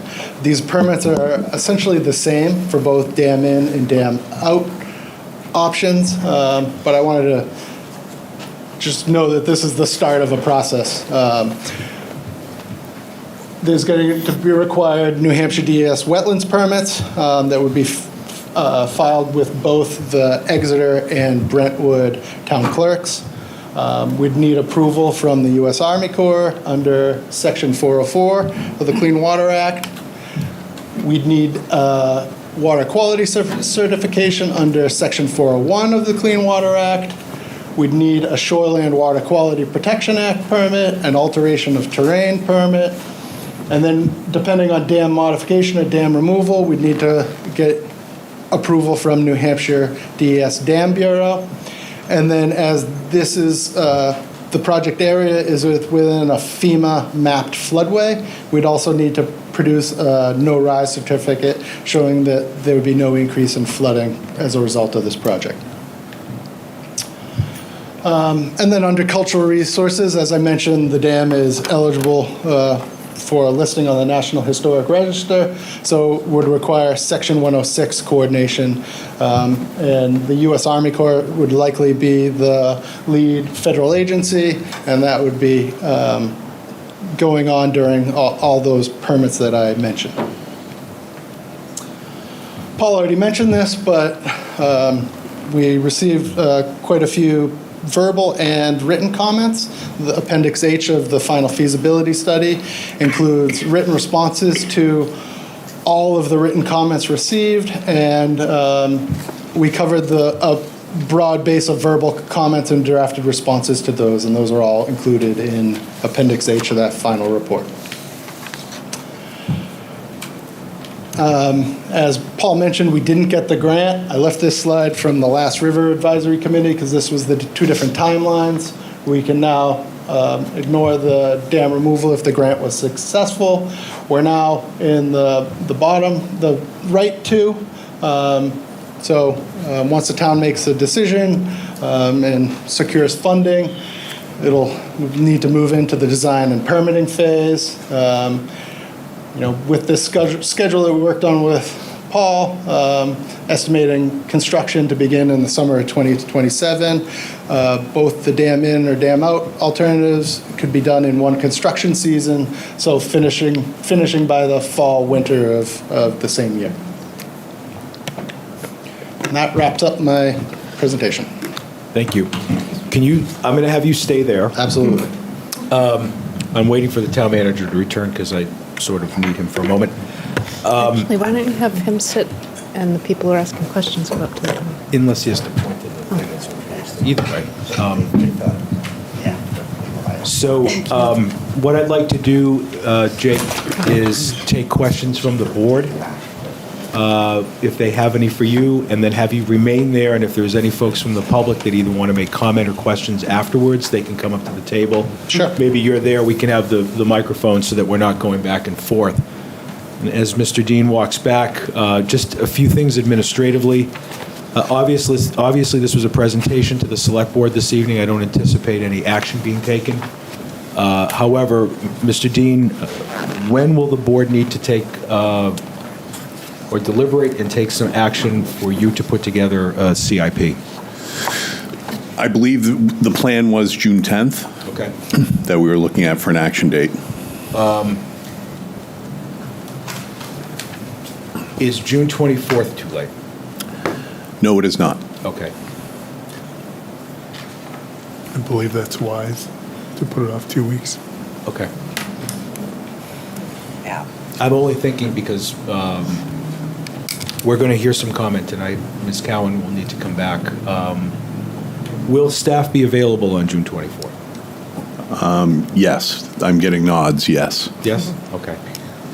All right. So the board won't be taking any action then. We may have some questions. Administratively, you and the assistant town manager and I previously met with our counterparts at the town of Brentwood. I believe now that we have received notification that the grant request has not been approved. Tomorrow morning, I'd like you to reach out to our counterparts. I'd like to have a meeting with the town administrator and chair of the board before this select board takes any action. Okay. So if you could reach out to them tomorrow. I will do that. Dates, that would be great. And then the only other thing I want to mention, it's in our packet under correspondence, but I think it's prudent to just reference it now. The letter from NOAA, the Director of Office of Habitat Conservation, wrote to Finance Director, the Town of Exeter, on May 20th, indicating that the Town of Exeter's grant application was not approved, that NOAA received 90 applications requesting more than $688 million over 3 years, which was 4 times the funding they have available in this round.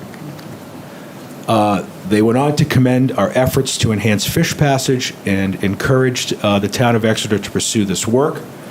They encouraged the Town of Exeter to consider reapplying for the NOAA grant next year, and also indicated that they would be willing to talk with staff in detail about the circumstances as to why specifically the grant was not approved. So, Mr. Dean, I assume that will be done if it hasn't been done already. That is in progress. Thank you.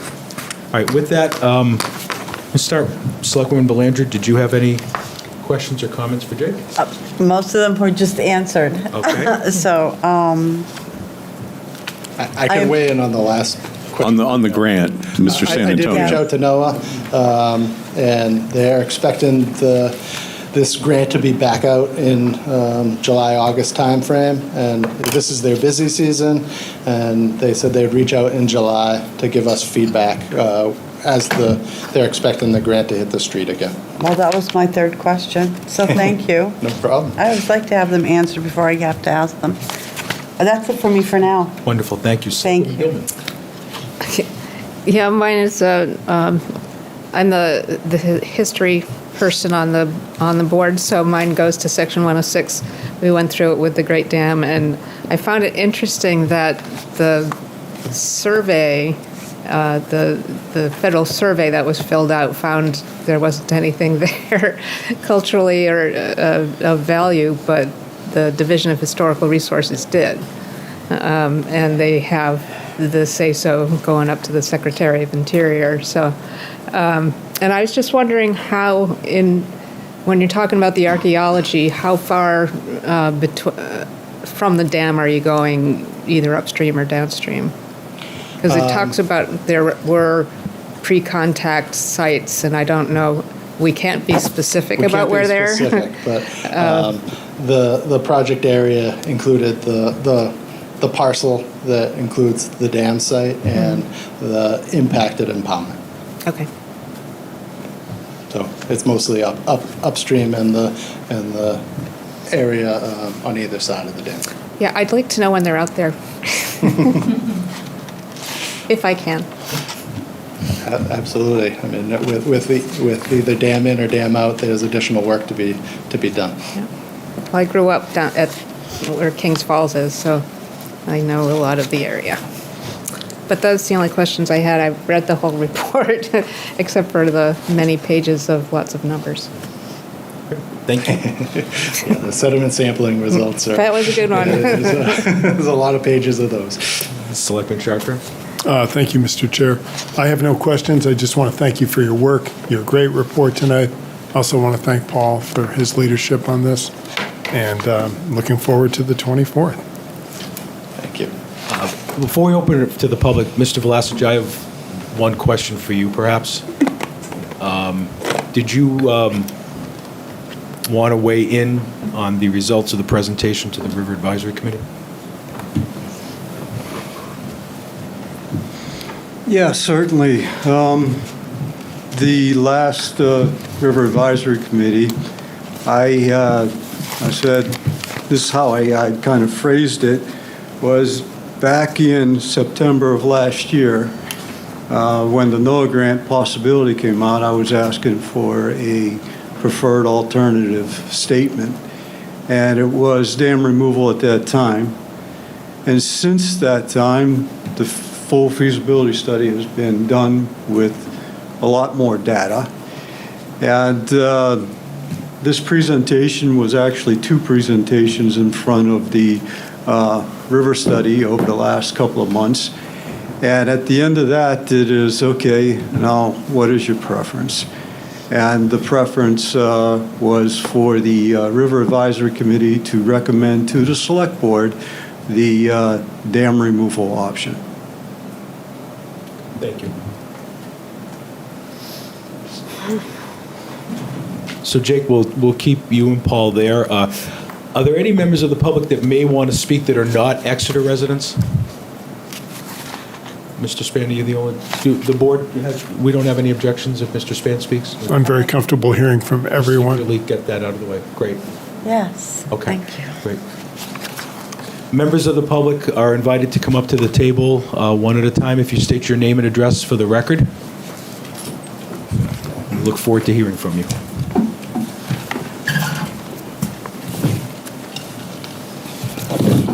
My name is Bob Collier, and I live in Coney Road, Exeter. In the feasibility study, they were concerned about the overflowing of Route 111. And I feel that the dam could help in this concern. The dam is like a faucet in your house. You can control the flow of water or you can shut it off. They gave alternative 5, no action, and alternative 1. I say there is an alternative 1. It was in the feasibility study that the existing dam and alternative 1 are similar and therefore make the thing functional. The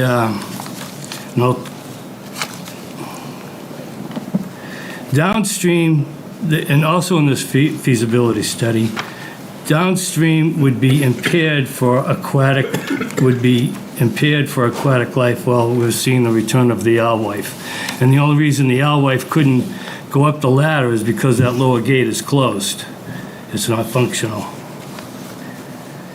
The dam removal, according to the feasibility study, will steepen hydraulic pressure on the gradient of the river. In other words, it'll just wash it away. And obviously, if you open it, or if you remove the dam, the water's going to recede. There's going to probably be evaporation. Lower bankments will erode because there's no vegetation there. In the natural resources section of the feasibility study, dam modifications were negligible to wetlands and habitat. Dam removal there was more of an impact according to the feasibility study. And someone please correct me if I'm wrong, but I think when they did the Great Dam removal, wasn't that 10 years before Habitat and Wildlife kind of came back to the area? Could be wrong on that.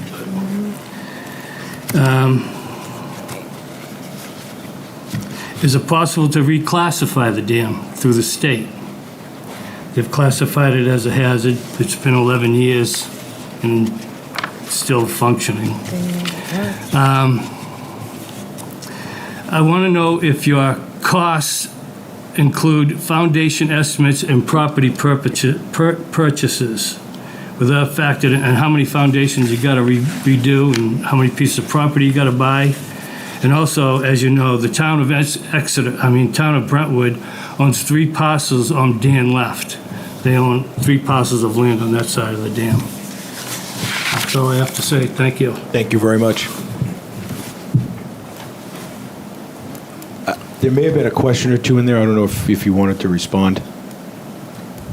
You'd have to list them all over again, because there was quite a few. Was there a question in there in particular you were looking for? There was one question in your cost analysis. Did you factor in how many foundations you would have to lift and how many pieces of property you would have to buy in order to do what you want to do? Can you repeat that question? Yes, in our cost estimates, do we include foundations we'd need to improve or properties we would need to buy? Is that factored into your cost analysis? Not these cost analysis, because these options don't require any, that's not true. Alternative 1, raise the dam, requires crossing 2 properties, including a driveway. We did include some easement costs in that option. The other options that are proposed shown up here don't include any foundations or property acquisition. Alternative 5 that I talked about previously to look at reducing the hazard class. On that slide, I do have some costs. Let me go back to it.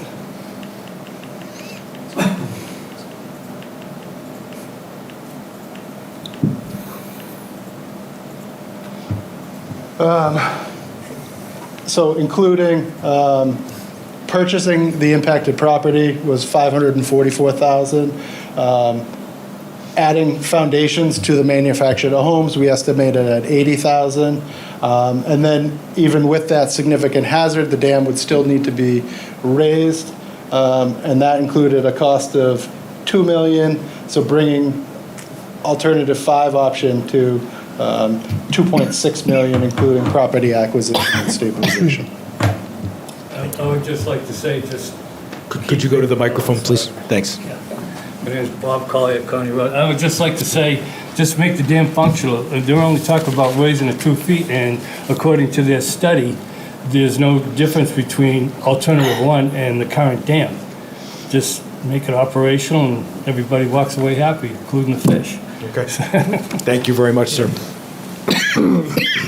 Good evening, sir. Hi, my name is Michael Edison. I'm on 6 Stony Water Road in Exeter. Our family's owned the property that I'm at now for over 6 decades. 1959, my grandmother bought it. I spent a lot of time on the river as a young child and as an adult. I used the river. I've used it for decades. My children have also used it. So I know how beautiful it is. I also know what a valuable asset that is. Exeter's changing, as everyone knows. A lot of people moving in here, and to have a place where you could launch a kayak or a canoe and paddle upstream for 3 or 4 miles and see like the mirror-like finishes of the river at night or in the dusk. It's just beautiful. The fishing is abundant. There's thousands and thousands of fish up there. I hear about the alewives, but I don't hear about the fish that are there. I don't hear about the turtles that are there. I don't hear about beaver that are there, eagles that rely on that reservoir of water that's there all year. So I just want to throw that out there. But I do have a couple of questions. I've seen your study a few times, and it's very detailed. And there always seems to be a little more information in it, which I appreciate. But I do have a couple of questions. You said that the standards changed at some point from historical water flows to a 100-year storm, and then 100 years times 2.5, and now they're thinking about changing it to 1,000-year storm. When did those standards change? So the standards have not changed yet. The state is in the process of rulemaking to change the standards. Right now, New Hampshire, with the 2.5 times the 100, which is the standard for the high hazard dam, it's an atypical standard. It's not what the industry typically uses. So they're changing their regulations to be more in line with dam safety across the U.S. Yeah, that's specifically the one I was referring to, the 100-year storm times 2.5. Yeah. That's not always been that way. It has been that way. I don't know when it became into the rule here in New Hampshire, but it's been that rule for a while. Okay. The dam used to be classified as a low hazard dam. Yeah. And at the low hazard dam, it's required to pass the 50-year storm. When the town got their letter of deficiency in 2011, part of that letter of deficiency, after seeing the floods of the Mother's Day flood, they questioned if the dam was classified correctly. So they requested a dam breach analysis. The dam breach analysis showed there's potential for probable loss of life, which increased the hazard class to a high hazard, which then changed the requirements for that existing dam to be 2.5 times the 100. I understand. It got reclassified, and then everything got worse. But it does, if I'm not mistaken, your report, cubic feet per second, takes into fact that the dam actually breaches, right? Not just water flow from the storm. So there's design discharges, which are the flows I talked about today. The dam breach analysis was based on a 100-year storm, just a 100-year storm, and that as that storm and as the water levels in the impoundment are raising, starting to overtop those earthen embankments, that there is a catastrophic breach of the dam, and the dam fails and sends a flood wave of that impoundment of water downstream. And that flood wave is what engulfs the manufactured homes and impacts 2 residences. Right. And that's what triggers the potential loss of life and the high hazard. So if the dam doesn't breach, you don't get those kind of flows? You don't get a flood wave without a dam breach. Okay. I don't know. It's kind of confusing. I just want everyone to be aware of that. That this is only if the dam breaches is what we're talking about here. You get those flows. You mentioned that the gate is no longer operable. Can I jump in there? Absolutely. Correct me if I'm wrong here. I want to go back to that last statement that this is only if the dam breaches. We did the breach analysis with a 100-year storm to find the impacts downstream. The impacts downstream were significant enough that it required the hazard classification to be high hazard. Okay, so now all of this analysis up here does not include a breach. It is whatever the requirement was now for a high hazard dam, which is 2.5 times a 100-year storm event, flows over top of the dam. Well, it flows over top of the dam, and you see what happens then. So there is no breach after the breach analysis was done, a few years ago. Okay. Okay. So that's a good point. So regardless, the dam itself it just delays the water. If the dam wasn't there, you'd still, on a 250-year or 100-year, 2.5 times rainfall, you would still get that same flow?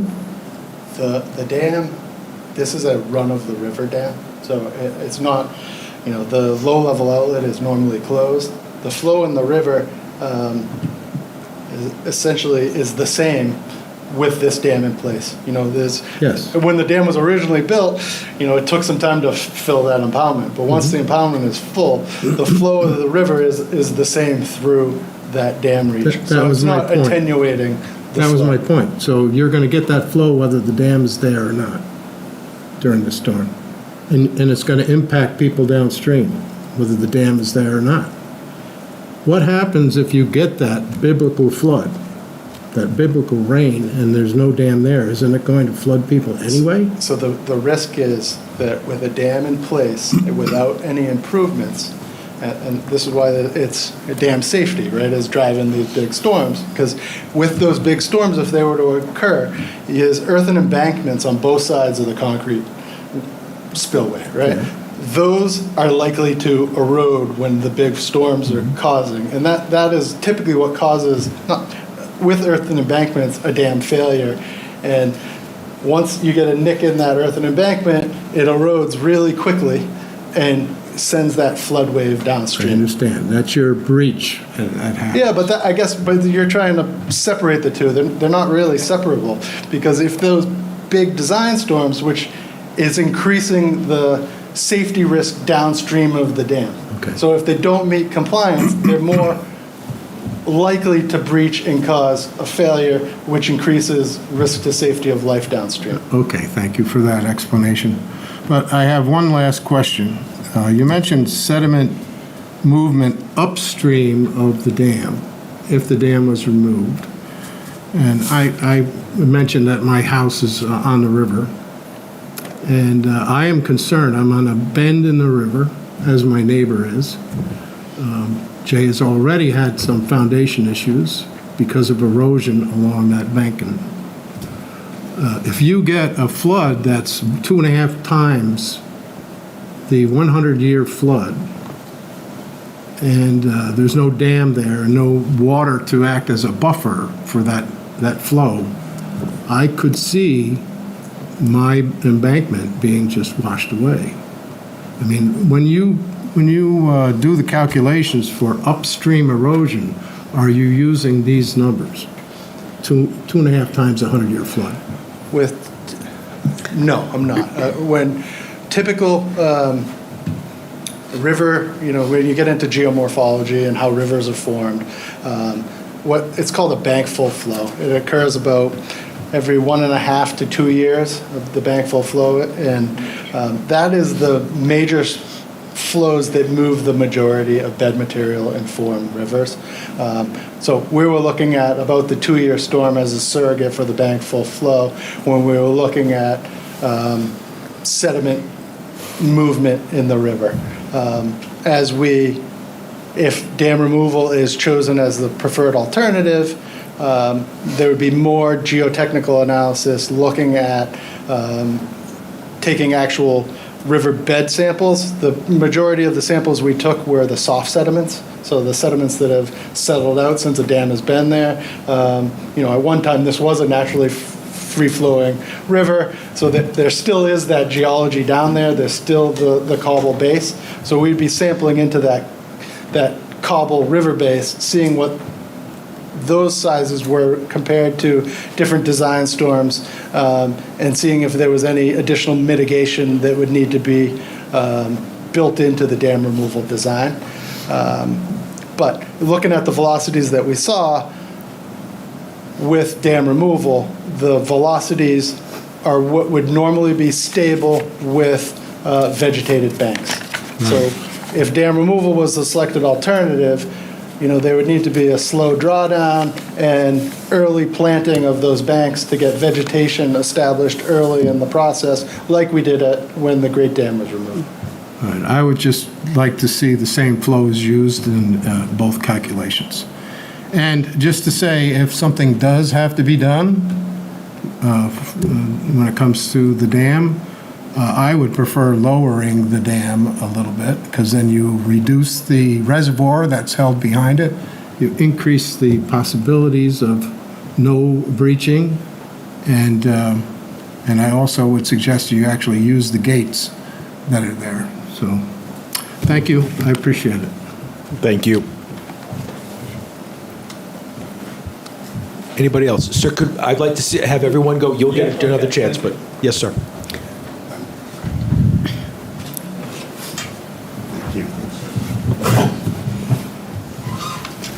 I just, Nick Drinker, 26 Franklin Street. So I live on the river toward what was the Great Dam near the Sea Dog Tavern. I just want to sort of capture what that gentleman said. So let's just I want to talk about sediment. If you take the dam out, just put aside the biblical storm for a second. Let's just say it was normal conditions like we're seeing now. Help me again understand that there would be sediment that would be removed at the time the dam comes out, or would this be the natural process of the sediment moving downstream? Can you just reiterate that for me on the flow of the sediment, just under normal conditions? Sure. Let's say no catastrophic rain is Absolutely. involved. Thank you. No, I'm good. So with dam removal, the majority of the soft sediments within the immediate impoundment, where we did the probing, we essentially got to zero at some spots. A lot of that soft sediment would be removed as part of dam removal. Okay. But natural river process, rivers move water and they move sediment. Right. There's a natural bed load of sediment that are moving down rivers. When a dam is in place, it stops the normal bed load of rivers of moving sediment. So post-dam removal, there would be more sediment movement back to the natural processes of moving the bed load with the water in the river. Where the impoundment is, there is there was a natural, probably pre-dam, there was probably a natural falls of some sort in that area. That's where they often put dams. It is a higher gradient portion of the river, so those higher velocities move a certain size particle size. Once you get down to that Court Street 108 bridge, the velocities start to slow down as the gradient of the river slows, and that's where some of the natural movement of sediment would start to deposit out. And given that there's been a dam in this location since the 1600s, there hasn't been normal bed load in this system in a while. So it's an area where I mentioned that we need to monitor. We're not expecting a huge buildup of sediment in that area, but as the natural processes start, it's an area to monitor. And how long, again, under air quote normal conditions, would it take for the sediment to sort of filter itself out and sort of return to the river would return to its normal self? In other words, how long will it take for the sediment to sort of settle and either wash downstream? I don't know what I'm talking about. Sure. But I'm hoping you're understanding what I'm saying. I mean, how long does it take to flush the thing out is what I'm trying to say. What would you guess? 5 to 10 years to reach a new equilibrium. Okay, and how would, within the first 5 years, how would it affect life in the river with that sediment suddenly starting to come down? I know you're going to remove some if you take the dam out, but how does it affect the life in the river? It's actually healthy for the river. Oh, okay. Sediment-starved rivers are not as healthy. Okay. And it's part of the reasons why that lower reach is impaired. I mean, I think the Great Dam is a great example, right? That was removed in 2016. Yep. So it's been 8 years since that's been removed. Okay. The wetlands upstream, the river has recovered. Those wetland areas did take a few years of transition, but they're more diverse and lush than they were prior to the dam being removed. Okay. Thank you, Mr. Chairman. Anybody else? Mr. Coleman?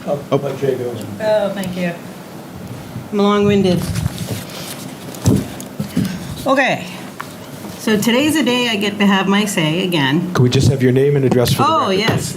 Jay Garnett, 2 Stony Water Road. Thank you. So I'm here today to lend a voice to those who cannot be here. 257 people to be exact as of this morning. I have a petition on change.org to save the dam. The people who signed it are supporting keeping the dam where it is. Now, I'll quote from a couple other people here. From John Collins, he said, "The Pickpocket Dam has existed for over 100 years, and the reservoir that it creates is an intrinsic part of local environment. The wetlands around the reservoir are home to every type of local wildlife. Removing the dam and essentially eliminating the reservoir would seriously disrupt this ecosystem." Morgan Sanderson said, "Think of the animals, think of the community that's rooted in these waters. Don't do it." Phil Allison said, "Removal of this dam will destroy this beautiful ecosystem and ruin the habitat for so many animals. Just look at the habitat damage already done by the dam removal off Mill Road at Fremont-Brentwood border. What Exeter is doing is horrible." What I cannot wrap my head around is how many people have chosen to voice their opinions on keeping the dam while it seems we are being ignored in merely a footnote or an annoying flyer on your computer screen that you deal with but don't pay attention to. I have motives that do not just include saving the existing wildlife habitat, but my own land that will be hugely affected by this. Let's start with the existing habitat. How many animals will die because the town decides it knows better? The answer is countless. Some form of dam has been there since 1652. That's a long time for fish, turtles, birds, and peepers to have a place to be, just to exist. How many peepers will die? Turtles, all the existing ecosystem is being ignored. Their argument is basically nature will bounce back. Tell that to all the animals you'll be killing off of their existing homes that will now be destroyed. I don't see how creating a fish passage that already has a fish ladder that's being used to justify a big payday to the company who will be paid to remove the dam. The same company that completes the studies. We called for an independent study but were ignored. Why? Because it's inconvenient to the grant that was applied for. The same grant that is there year after year. They can complete a study in time. They rushed it. The answer is to keep the dam where it is. In case you haven't figured this out, I'm mad. I'm mad that the abutters were not included in this. I'm mad because my house is built into a 50-foot cliff above the dam.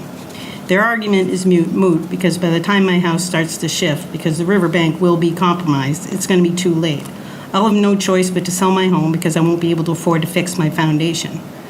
The argument that the bank will be seeded to promote the growth and to prevent erosion is hogwash. I live there, you don't. You haven't seen the shifting on the cliff I call my home. My neighbors have. Make no mistake about it. The first crack that shows up in my foundation, I will sue the town.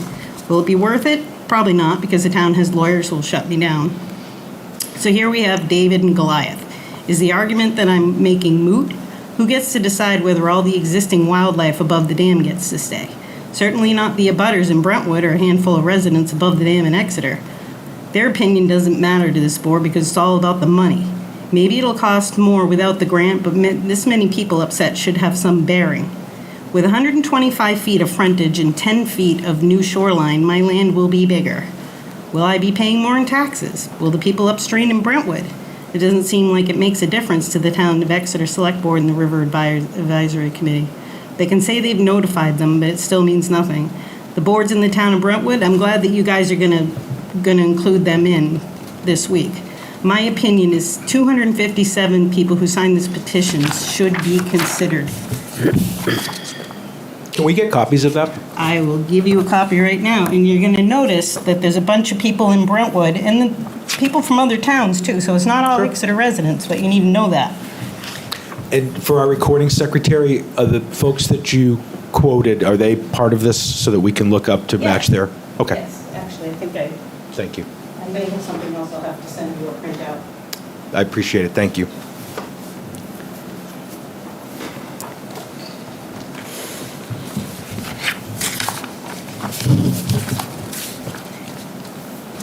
Thank you for your comment.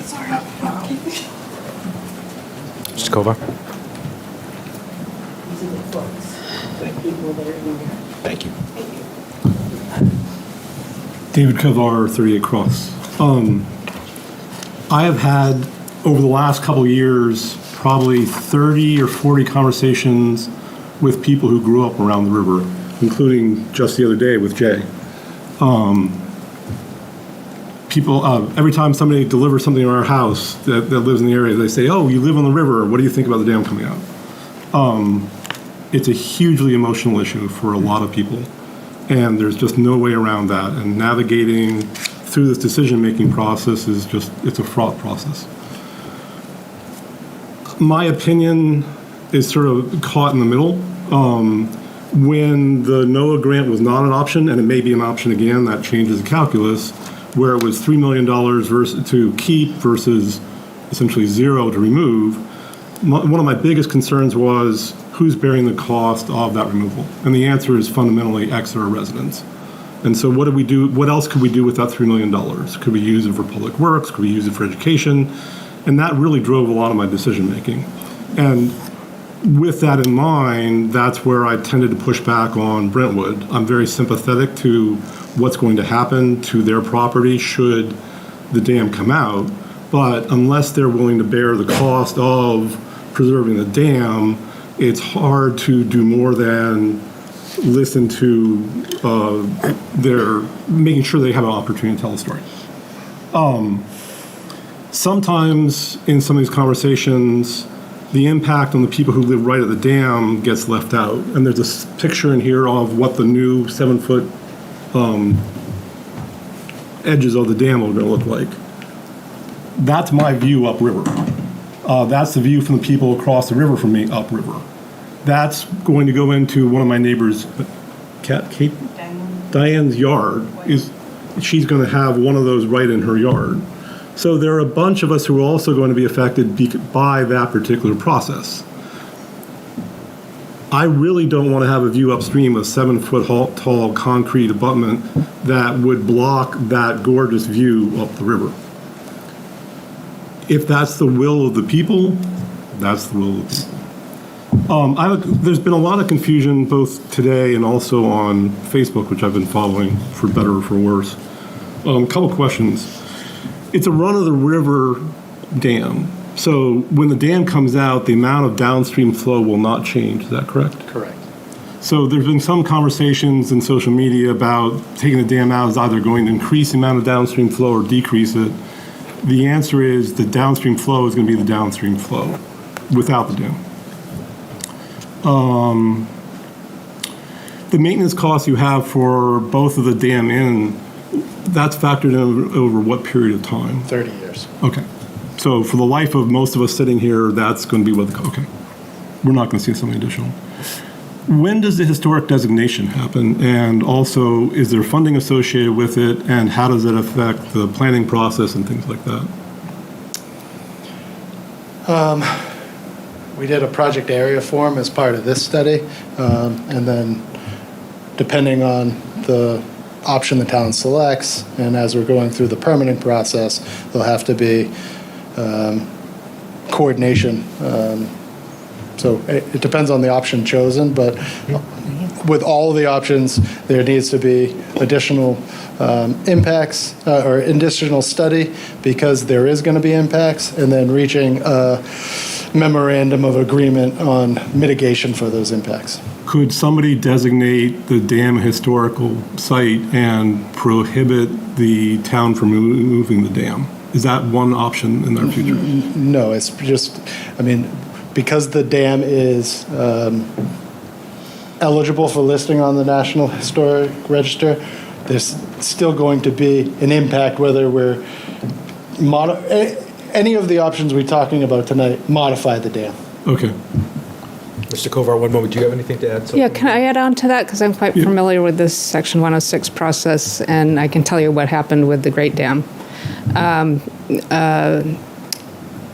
The Army Corps starts the process. They reach out to the State Historic Preservation Office, or SHPO, and that's the head of the Division of Historical Resources, DHR. And we work, the Heritage Commission here in Exeter works with DHR to come up with what they call mitigation, and that depends on the extent of what changes, what will either be harmed or celebrated by the change. For the Great Dam, we gave, the Heritage Commission gave 5 suggestions of some kind of mitigation, and it ranged from that blue sign that's at the Great Dam that talks about the purpose of the dam to an etched glass in the window in the library that looks out over the dam just so you can see what used to be there compared to what you're looking at right now. A display of the history of the mills that the dam supplied. And there was one more, documentation, very clear documentation photographically of before, during, and after dam removal. So those are the kind of things that, depending on the choice here, we can work with. And we only expected to get 1 or 2 of those things, and DHR said, these are great, have all 5. You know? So, you know, a lot of things can happen. And So Division of Historic Resources paid for those mitigations, those historic... No, they didn't pay for them. It was part of the cost of the project. Got it. They approved them, is what it is. The designation will not, the designation will require some form of mitigation. The designation will not prohibit the dam from being removed. No, really, the National Register designation, and I hate to say this because it will come back at me at some point, but it's really an honorarium. Okay. So even, you know, adding to it or removing it, it just takes it off the list, basically. Okay. But changing it doesn't affect its status. Thank you very much. There was one other thing that part of the mitigation, this most visible one too, we were able to keep the headworks That's and right. the penstock also, the trash rack on the I penstock. forgot, so we got 6 things. The nature of what happens to the habitat is also one of those emotional factors. From my perspective, there was a habitat here before 1600, and that was destroyed, and we have an opportunity to restore that to some extent.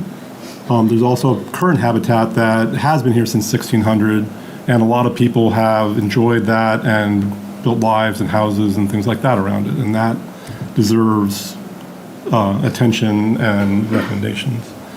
I spent a lot of time in California. I saw massive forests burned over and then regrow. I saw dams coming out all over the Pacific Northwest. I was up and down those rivers and those forests. I'm up and down this river. It's quite possible for the first 5 years it's not going to be the most pleasant place to be. There's going to be a lot of change. There's going to be construction, falling water levels, new vegetation going in, all the rest of these things. And it could very well not be nearly as pleasant as we would like. And I'm going to be one of those people impacted by that. We don't have children, but I have a lot of friends in the area who have children and are educating other people's children. And I also think forward to what will it be like when they are growing up and raising their own children, and it will be a free-running river. And it will be a restored habitat that is generally, on the balance, after 10 years of significant change, it will be a healthier place to be. So that's the emotional response. Thank you again for providing a forum for all of us to have this conversation. Thank you for continuing to have the conversations, including this meeting, but also pushing it to the 24th. As far as I can tell, you're doing everything you can to make sure everybody's voices are heard. So. Thank you, sir. Thanks, David. Yes, sir.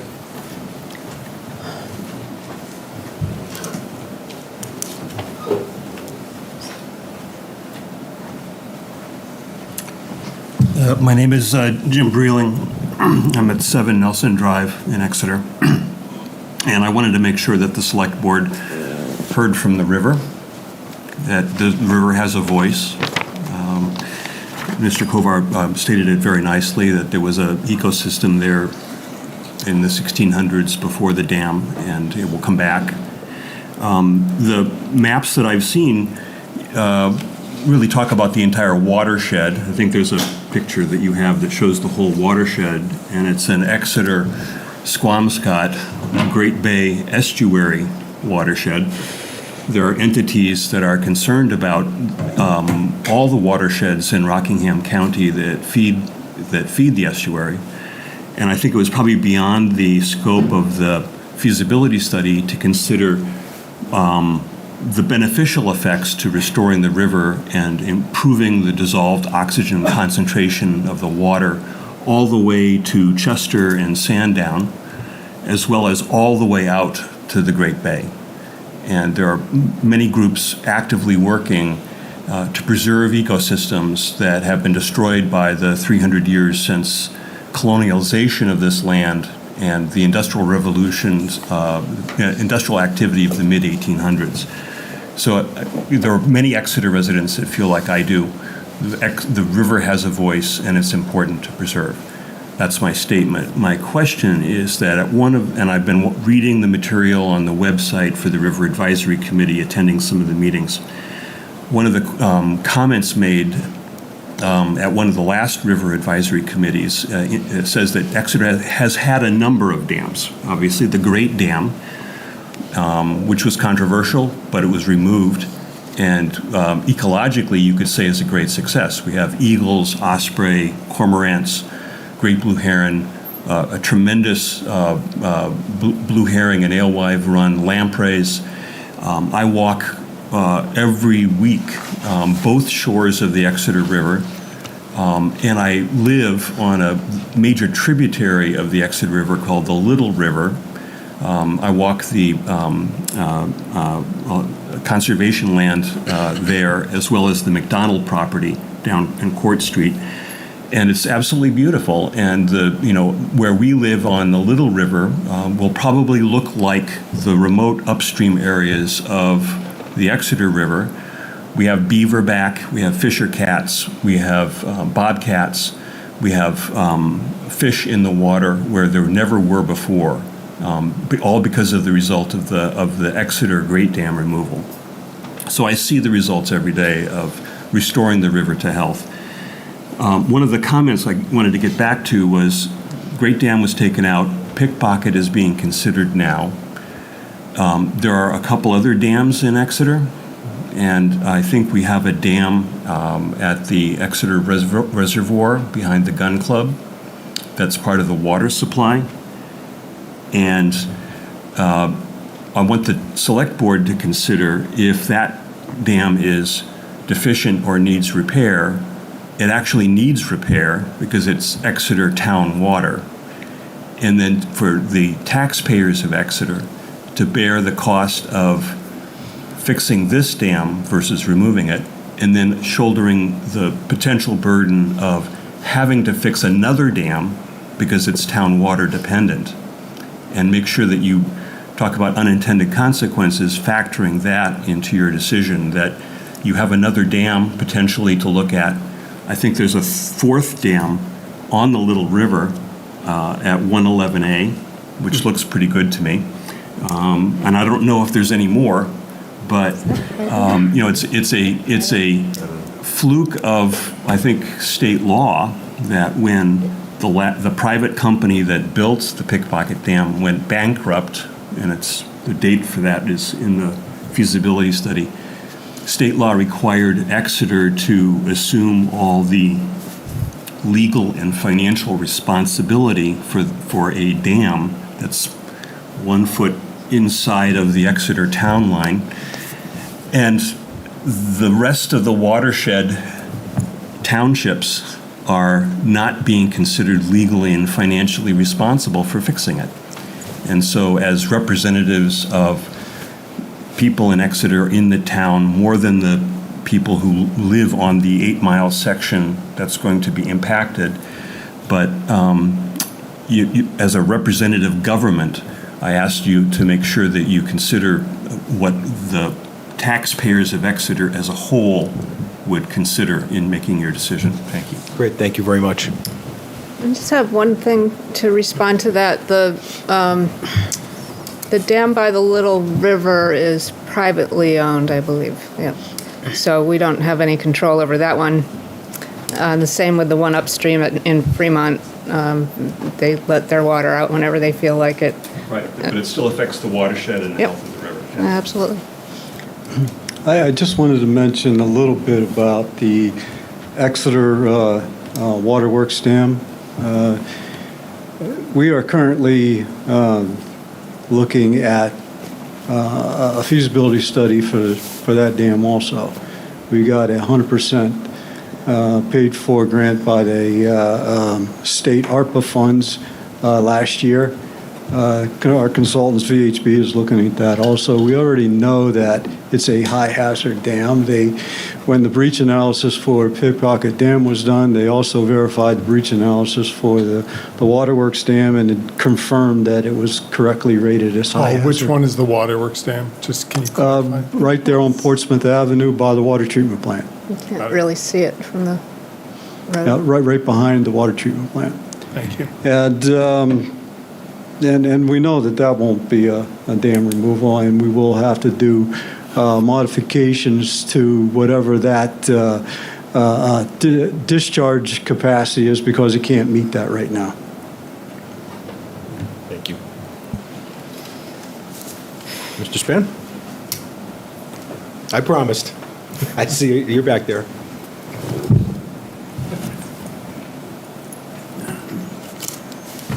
Robert Span. I live in Brentwood. I'm a butter on the river, and my property will be dramatically affected by dam removal. I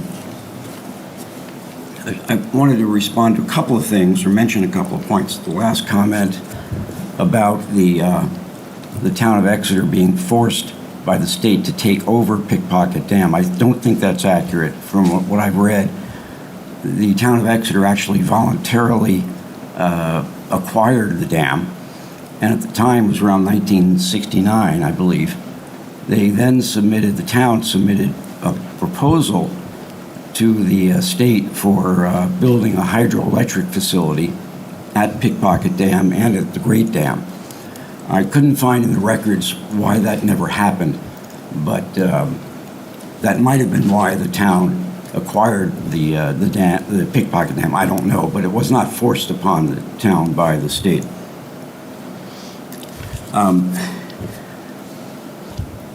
Mr. San Antonio mentioned 10 public meetings throughout this process. Well, he's counting meetings of the River Advisory Committee and this select board. There's been only one public meeting open to the public and noticed as such to discuss the alternatives for the dam, and that was in February 27th of this year. And that's part of the problem. My concern throughout has been the process.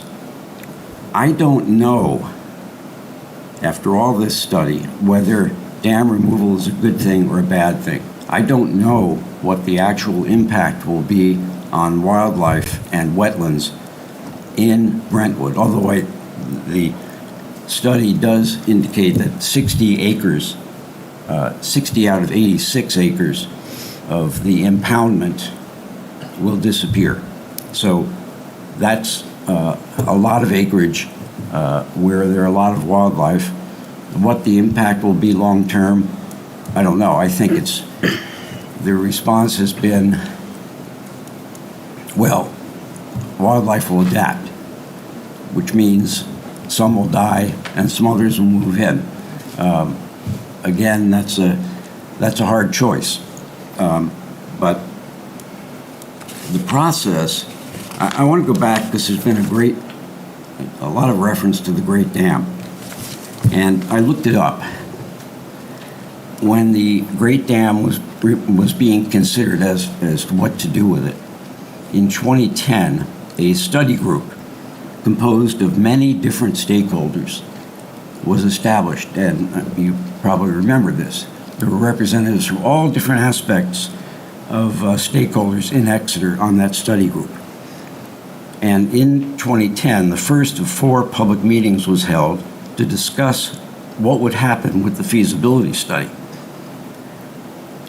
A year later, in 2011, another public meeting was held to familiarize the public with the scope of the ongoing feasibility study and to solicit relevant information and comments. Another public meeting was held in 2012. And finally, the draft feasibility study was presented to at a public meeting in 2013. So you had 4 years of public input and meetings and representatives of all the different stakeholders being heard before the feasibility study was completed. The process here has been different. We had a feasibility study that was completed April 30, and with one public meeting, with no public input into the feasibility study, no task force, no working group, no representatives from Brentwood were heard until after the draft feasibility study was completed. The process was all driven by the October decision to apply for the NOAA grant. Unfortunately, that short-circuited everything.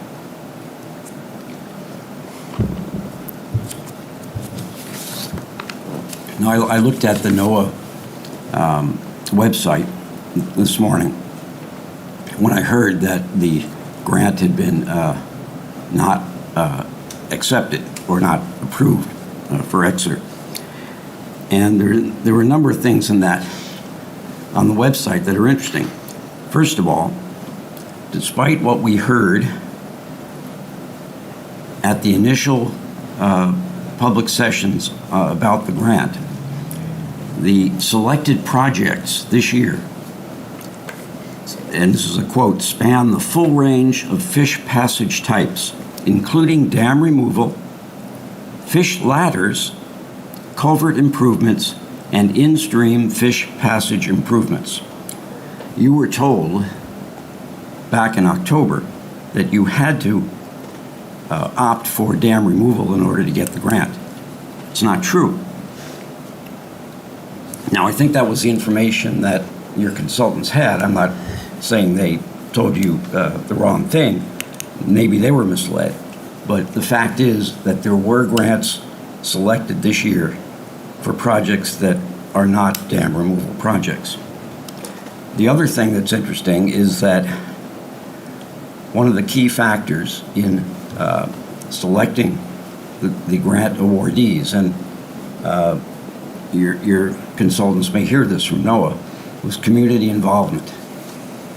Involvement of stakeholders at every stage of the process.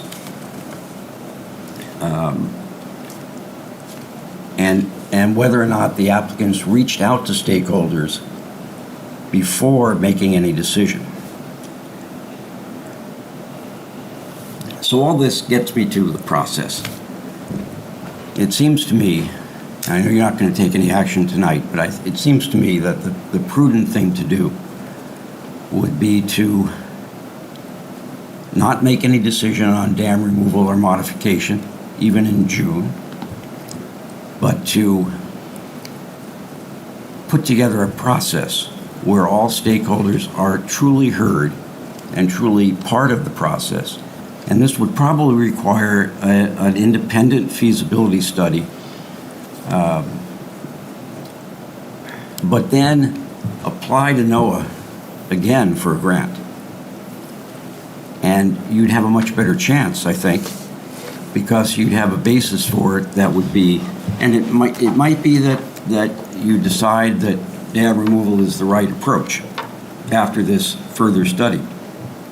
But you're not going to get a grant if you decide in June, based on what you've done so far, to go ahead and remove the dam. You're not going to get a NOAA grant for that because you have the same failed process that has led, perhaps in part, to the rejection this time. And I do say objective and independent analysis. I don't question the integrity of VHB at all, but there's no question that these are the same people who recommended you apply for the grant for dam removal, who wrote the grant application, who then contacted all of their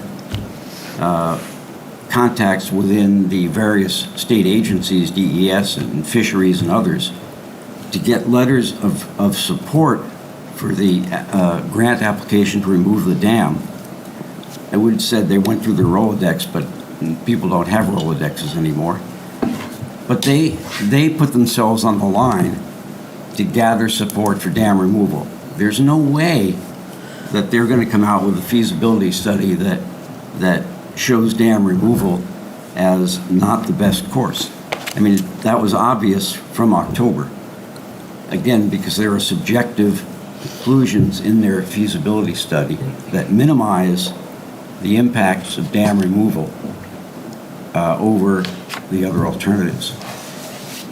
So I think you need a truly independent approach to this and a process which includes stakeholders, and then come to a decision which is based on that process. Thank you. Thank you. Mr. Coover, I'm going to let the gentleman behind you go first, and then I'd like you to come back up. Thank you for letting me speak again. Thank you for your patience. I'm reading this letter on behalf of Donald Letourneau. Can you just identify yourself one more time for the record? Thanks. Yeah, my name is Bob Collier. I live at County Road, Exeter, New Hampshire. I'm reading this letter on behalf of Donald Letourneau, who lives at Split Rock Road, Exeter, New Hampshire. Fellow townspeople, I write to request to your two committees vote to leave our Pickpocket Dam standing. He cannot attend this week because of prior obligations, but as a resident of Exeter and a neighbor of this defining landmark on the river that shares the name of the Exeter town, I think it is important that you know how those who live on or nearby this hidden gem feel about it. My property abuts Pickpocket Road and the lands on the land side. My wife and grandchildren love to get out to the dam to play in the small but grassy tree-shaded park at Pickpocket Dam. We dangle our feet in the water above the dam and below it. On hot days, it's a place of recovery and relaxation. I dream of kayaking and paddling the dam upriver from Hague Road down. If you have not enjoyed this thrill, I recommend it. If you have not sat on the bench at the dam park, come on over and try it out. Many reasons argue for leaving this dam in place, among them archaeological value, 300 years of mills, part of raised stone structures still extant, Native Americans before that, aesthetic value, the pleasant churn of the water after still, above, and rushing below, the thrum of its cascade in 2 levels, the recreational value, the river lake above the dam, and the fishing opportunities above and below the dam itself. I find your present haste to approve a major change in our fragile pickpocket ecology deplorable, especially the feeble justification offered by the state agencies that there may be one flooded basement in 1,000 years. What did the basement owner say? I think the haste has another reason. The argument that fish are prevented from getting upstream seems particularly weak because there are varieties of fish above the dam. The fish now going beyond the falls downtown have more than 6 miles to swim in before they reach Pickpocket Dam. The birds, turtles, and 4-footed critters, now they will lose their homes. Finally, a historian, as I always ask, who benefits, a.k.a. follow the money. The question led me to suspect that career dam busters are purveying the fallacy that others will pay for it. Those who push the argument that it won't be Exeter's money appeal for the fallacy that someone else will pick up the tab. Who are these money-bag philanthropists? The state, and so do you, such federal monies and our monies too. They should not be wasted on unnecessary destruction. The immediate supporters seem to be businessmen and bureaucrats that profit from demolition and promoting the dam condemning and dam busting. I believe those who benefit by the dam removal have sold you, our representatives, a bill of goods and put a now and never date on the decision on your heads. I ask you to resist the temptation. There is no free lunch for the citizens of Exeter and the birds and amphibians. If the dam needs attention, as your report states, several other solutions come to mind. It is not clear to me, however, why the dam needs improvement. It is not that your report states that it is weakening or about to collapse. Indeed, the previous report stated that the dam is in good shape. But if you must do something, consider these ideas. The floodgates could be regularly monitored, and should heavy rainfall require releasing more water quickly at once, they were built to be used for just that purpose and still work. If they need a new motor to raise the gates or a remote activator, that replacement would cost less than $1 million figure that I saw for demolition. The fish ladder can work as a sluice gate, or another sluice gate could be installed around the dam. Somehow, to your voters and the public, it seems as if the $1 million carrot is short-circuited Yankee ingenuity and inventiveness to solve the state-issued death sentence for a lovely river, falls, and dams and lake behind it. Shouldn't this Exeter Town issue not be a warrant article before you cast any vote? The nearest, the dam and impoundment treasurer. Finally, few of your fellow voters are adequately aware of this permanent change proposed on our namesake river. Now that there is no town newspaper or town crier, how many people have been notified or know that the issue exists? I know the multi-hundred-page report is on the website, but step out of your office and ask the 10 or 100 people passes by, what do you know about the issues and solutions for Exeter's Pickpocket Dam? My own poll shows minimal awareness, and among townsfolk, we of Exeter need a better information sharing system. An informed township is a happier township. Thank you for listening, and please vote no to remove the Pickpocket Dam. Sincerely, Don Latinier, Exeter voter. Thank you. Thank you. Do you want a copy? We need that letter. Yeah. Sir, can I have a copy of that letter for the recording transcript? You can have this letter. Okay. If you mind me just Nope. going like that. Thank you. Very much. Appreciate it. It's better than my scribbling. Wonderful. Thank you very much. Sorry, Mr. Kovar, go ahead. Personal aside, I was relatively calm until I heard that, and I apologize for getting emotional. I think there's been a lot of really careful conversations throughout with a lot of different people, and being lumped in with a lot of disparaging words because I might be supporting removal of the dam is a very difficult thing to hear, particularly since I and many other people are here and have been coming to a lot of these meetings and engaging in conversations here, on social media, in my driveway, all over the place. And so if somebody wants to make disparaging comments, I'd ask them to show up in a meeting or to show up in person and have a conversation with somebody. Because when you have those conversations in person and you see how those words impact somebody face to face, it adds us another layer to the conversation and generally results in a better conversation. End of emotional response. I've responded to catastrophic dam failures. I've been to Tajikistan, where an entire village was wiped out by a catastrophic dam failure. What if that 100 or 1,000-year event happened where the dam is overtopped without either repairing or removing the dam? The earthen sides of it, as said earlier, will start eroding, and then more water will flush through that, and eventually the whole thing will flush out, causing damage downstream. It also will wipe out the entire ecosystem upstream in one catastrophic event, not in a planned event.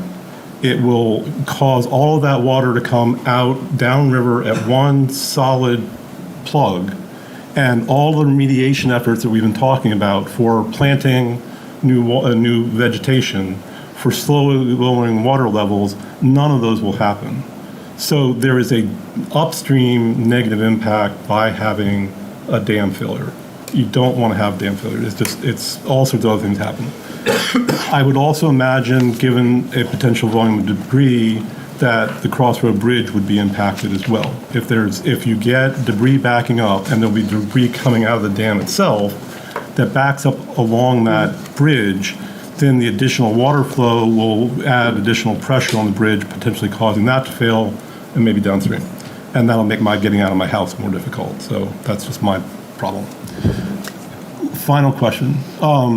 Is there a time frame under which the town must act in one way or another based on that hazard designation? Or is there some sort of time frame that we're acting against that has not? The answer is yes, and I'll have Mr. Velasic give you the details. The decision to report back to the Dam Safety Bureau is June 1st. A lot of the grant timelines and these meetings were timed to try to get that. But if we don't make that, I've already had discussions with Mr. Doyon, the chief dam safety engineer. That's okay, but I got to report back periodically on updates as long as the town is working towards a solution. Now, the other date that we are bound by is December of 2027. And that's when whatever we decide to do is supposed to be constructed already, whether it's removal or if it is modification. And that schedule that was shown here goes right up to a couple months before that with either option, the way that we have it laid out right now, or anticipate it going through its schedule. What are the consequences if we fail to meet that December 2027 timeline? We can always ask for extensions if the town is moving towards that. I don't want to put words in the Dam Bureau's mouth, but if there is movement, there is motion towards solutions. They have in the past, and I'll reference Great Dam one more time tonight, we had to ask for some extensions on that previously and got them on that. But the two dates that we were working on with the current, it's not letter of deficiency, it's call for action. Oh, it's call for action, is the June 1st, 2024 and December 2027 for construction. Thank you all. Thank you.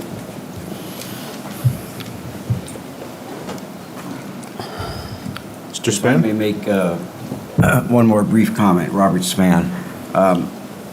There's been a lot of talk about biblical floods and walls of water and so forth. And just to put it in perspective, the breach analysis that VHB did, and you can correct me if I'm wrong, Mr. San Antonio, showed that with dam breach in the 100-year flood, I believe, the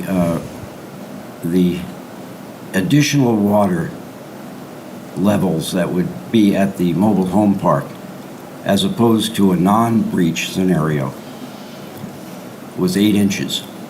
In other words, there'd be an extra 8 inches of water, and that was enough to get just up to the foundations of some of those mobile homes. But if you're picturing a tidal wave, a tsunami, whatever, that's not the case. Thank you. Any other comments from the public? Okay, seeing none, we'll bring it back to the board. Any additional questions from the board? I have none. Okay, Mr. Director. I'm all set. Thank you. Mr. Dean, so we'll reach out to our counterparts tomorrow morning in Brentwood. We will do that. I'd like to meet with them before the 24th, and we'll see everybody back here for the 24th. Great. Thank you all for your comments. Very much appreciated. Supporting documentation, and good to see you again. Thanks, Mr. Vlasic. Thank you.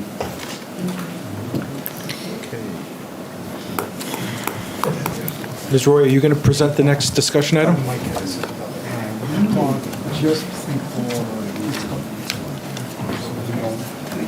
Thanks.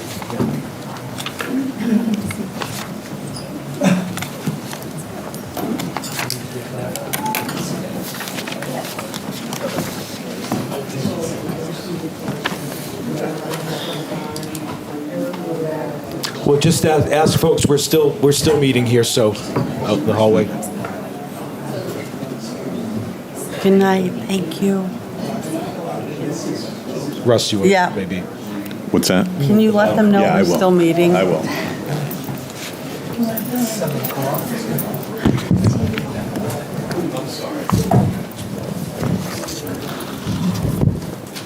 Good evening. Good evening. So, as part of your packet, there was a memo discussing our GIS Coordinator position that was approved as part of our 2023 budget. Once Steve was brought on board, we reevaluated the position again, making sure that we wanted to continue.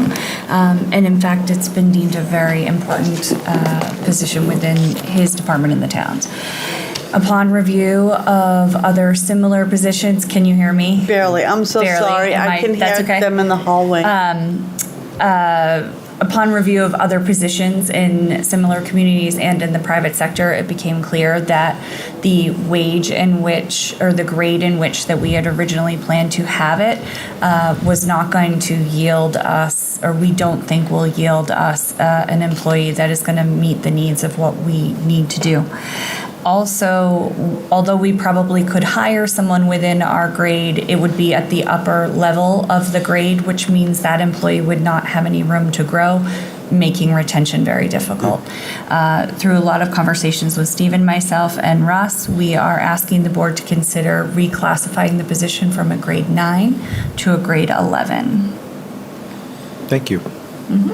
Are there any questions? And I know it's late, so I have hopefully a that all comment. made sense. I'm in favor of this.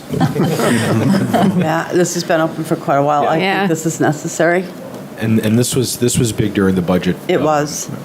And the Budget Recommendations Committee spent a lot of time vetting this position. Yes. It was important to them, it's been important to us, so. There are no other questions or comments. I'd entertain a motion to reclassify the GIS Coordinator position to a grade 11 to allow the growth and retention of this position. So moved. Second. Any discussion? Seeing none, all those in favor? Aye. Aye, opposed, motion passes 4-0. Thank you. Thank you. Thank you. That moves us into our regular business, and Madam Clerk, for all the efforts that you had the last meeting, you got the night off. I saw that. I was like, where is it? But we still have some work to do under permits and approvals.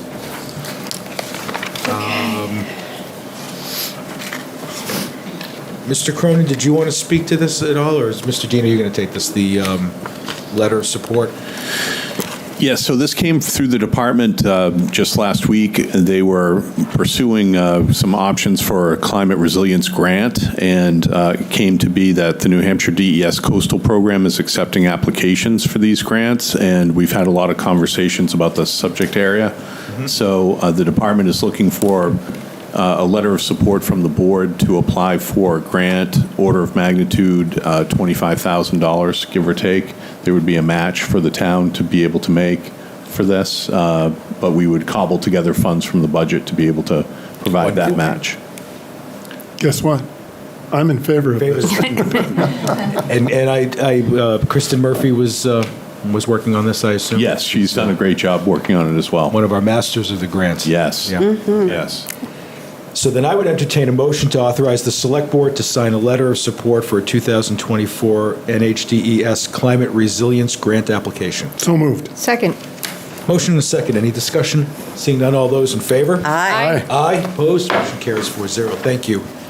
And Mr. Dalton, you up? Sure. Thank you for your patience this evening. Oh, yeah, absolutely. And all the paperwork. Yeah, I know, I inundated paperwork. All right. So, I'm Steve Dalton, Water and Sewer Superintendent. Our contract with Waste Management is coming to an end for the biosolids for the wastewater treatment facility. We had met with Waste Management. They came in and they kind of told us that we'd be better off. It'd be if we put an RFP out, if we put a request out, it could make things more difficult to regain a contract with them, and it could also increase costs. And they had said that they'd be willing to, they made a verbal commitment that day on March 8th. To extend the contract up to another 3 years with 5% increases per year. What I did was I called a bunch of surrounding communities, and they had a lot of the same type of issues with their places where they send their biosolids.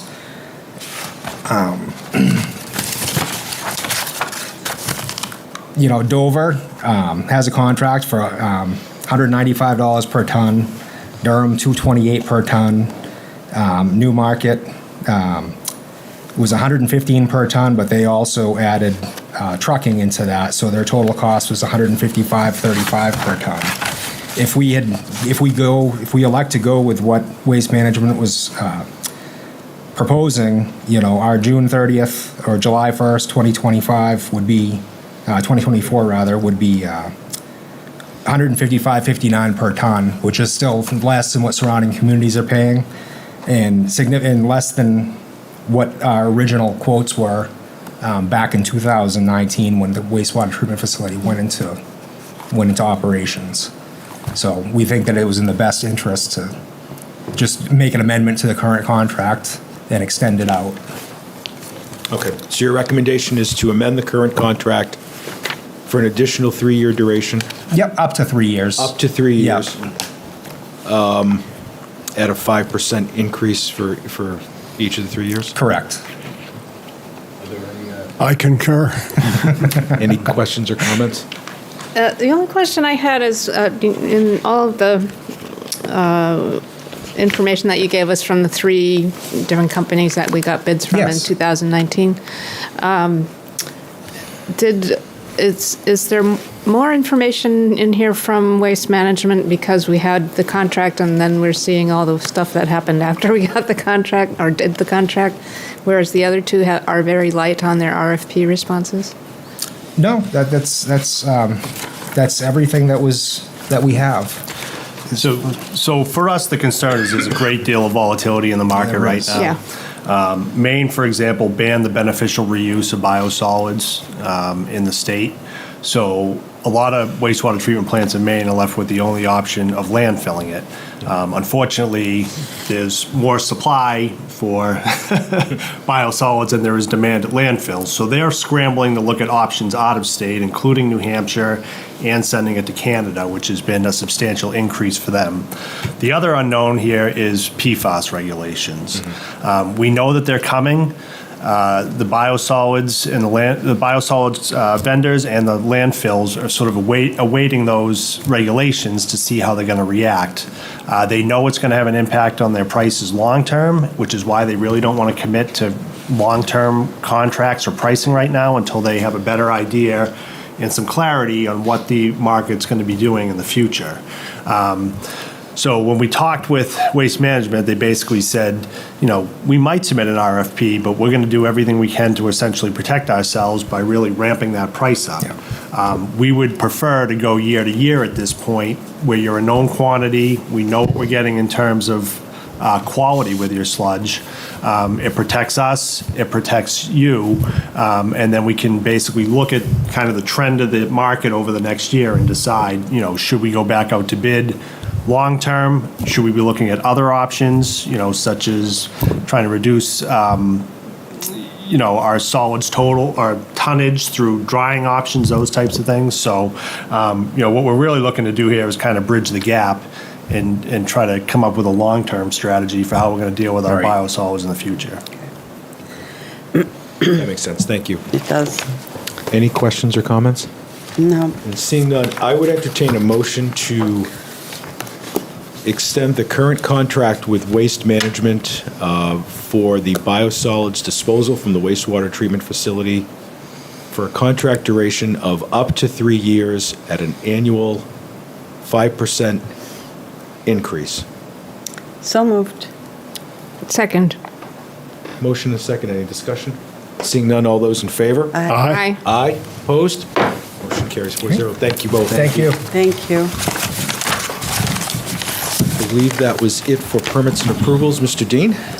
Yes, a few things to report on tonight. One is just in the Parks and Recreation Department. They're getting the pool ready for the season. Thank you both. So they've been busy with that. Thank you, Steves. The Town Hall Stakeholders Meeting happened last week. That was a presentation by a consultant on what to do with the future of Town Hall. Very interesting presentation, and I know Selectwoman Gilman attended that as well. So she may have something to report on it. Just a reminder, the Senior Barbecue is happening this Friday. For those who want to attend, it's a big event put on by Parks and Rec and very popular. We'll have a lot of staff dropping into that event as well. So time and venue, please. Town Hall. Okay. 11:30. 11:30 to 2. Okay, thanks. Yeah.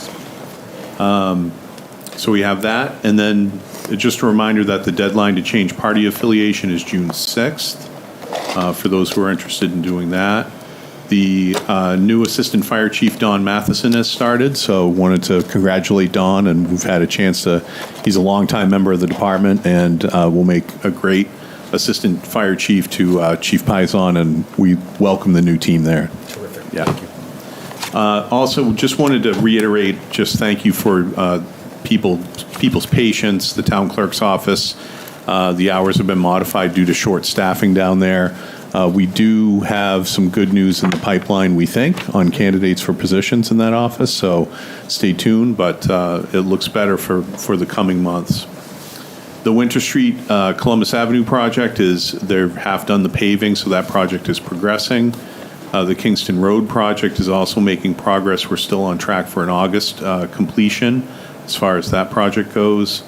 The police station and fire substation, right now, Finance Department is working on a bond anticipation note for short-term financing, and we should have our initial proceeds in August, so we've been doing a lot of analysis work on that. Just a reminder that the ARPA funds need to be committed by year end, so need to be thinking about that, and we've been working with the fire department on a potential proposal that they will come forward with shortly to review with the board. Do we have a balance? Or just roughly? 155? Okay, give or take? Great, thank you. And then our new fire truck should be on the way. We're looking to get it here in June, which is good news. We've been waiting for quite some time for that. And then we were going to set the all boards meeting date, I think, tonight. That was part of the process of tonight's meeting. Yep. So we're looking at June 25th for a date for that at 6:30 at night. Library? 6:30 at the library. Okay. Pending library availability, we'll have to confirm that, but that's where we'd like to be. And then just wanted to say my thanks to everybody who volunteered and showed up for the Memorial Day Parade this past Monday, which was a big success, as it always is, and thank Florence Ruffner for her efforts in organizing it. And that was my report. Thank you. All boards, 6:25? Yes. And it's 7 in the evening? 6:30? 6:30, Because the library closes. When we send the invitations out, Mr. Dean, from your office, maybe we can let's be a little clearer, presumably sending it to all of the chairs of each respective committee, but asking them to forward it to their committee members so that everybody's aware of it.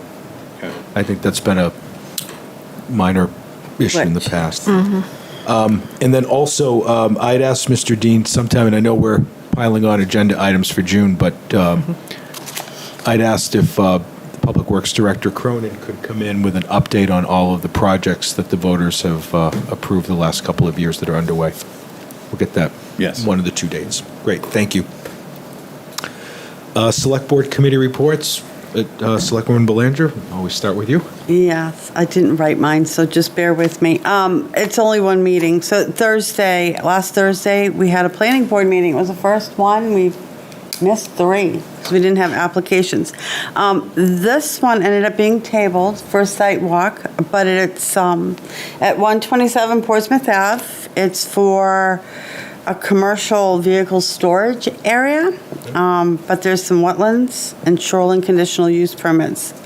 Conservation Commission went for a sidewalk, had some issues. They need to provide some updated information, so we kind of heard the case, but there was no vote on it. And we do have a tentative sidewalk planned, and we'll invite the Conservation Commission to join us. And that is it for me. Terrific. Selectwoman Gilman. Yes, I had just an HDC meeting where we approved a amended application for a house at 81 Front Street. They just changed something in the back. And I know there's something else here. The town hall meeting that Mr. Dean referred to was made possible by a grant that the Arts and Culture Commission received a couple years ago, maybe. So we have a consultant who is looking at the town hall for safety. What am I want? Yeah, safety and ADA compliance and HVAC, because that was top on everybody's list. And have come up with a solution. They presented to this small working group of stakeholders that we could get. The assistant town manager and I became leaders and gathered people who had taken out permits for the use of the building in the last few years. And we heard from what all their needs and wants are. And we think we came up with a pretty good solution for just really basic changes for safety and the usability of the different performance types that we have, and better bathrooms, even better bathrooms, I should say. And so we'll present that to the select board. There's no timeline on it. There's a big number attached at a very, very proposed and not to be quoted kind of way, but it's very big. So I don't expect this, present it to the board, but I don't expect any CIP action for a couple of years. Okay. Just because we have other things that we know are Right. there. But they were understanding of that. Good. Thank you. And I don't know, I'll do the state stuff after everybody's done.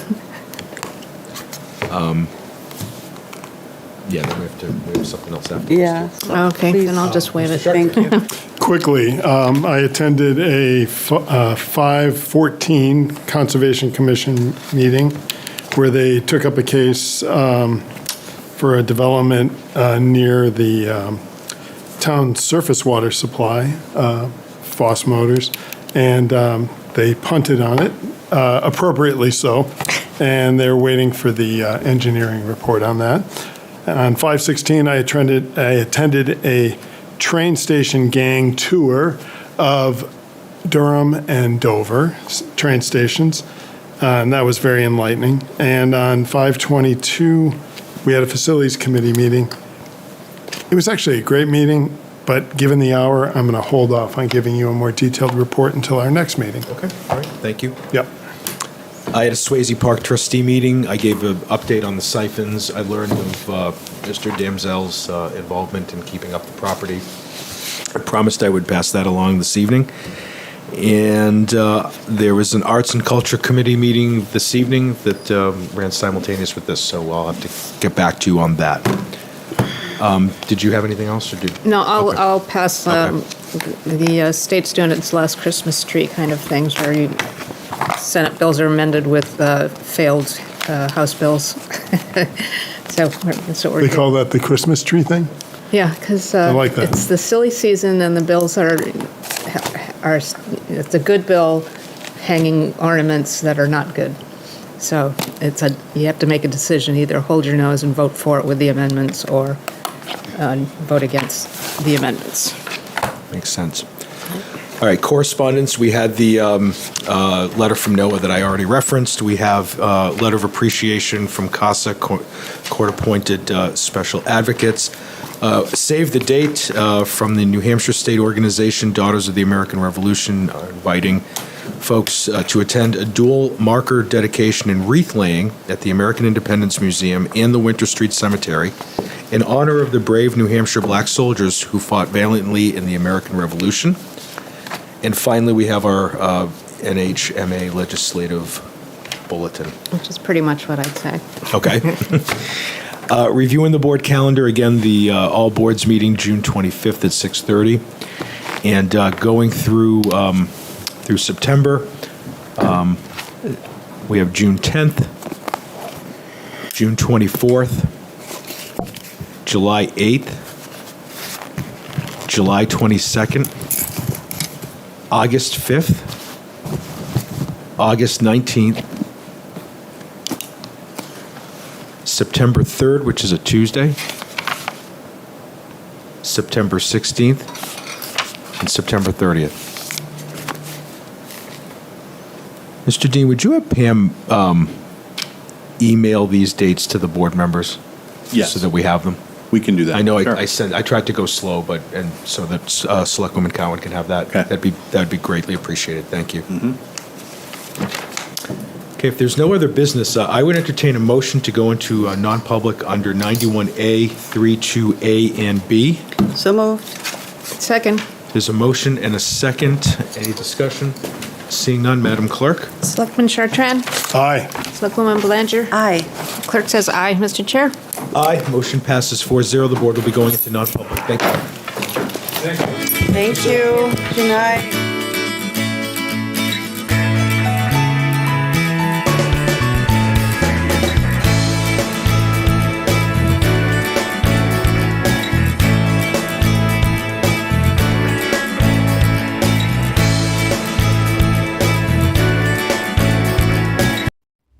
Thank you for tuning in to Exeter TV. Exeter TV is the town's public and government access channels, available on Comcast Channels 6 and 22. Channel 6 is your channel. If you have an idea for a program, want to host your own talk show, or submit a film, we're here to get your content on television. On Channel 22, we bring you live and replay coverage of government meetings and other town updates. A third channel, Blue Hawk Media, is operated by SAU 16 and can be found on Channel 8, with all your school sports, events, and meetings.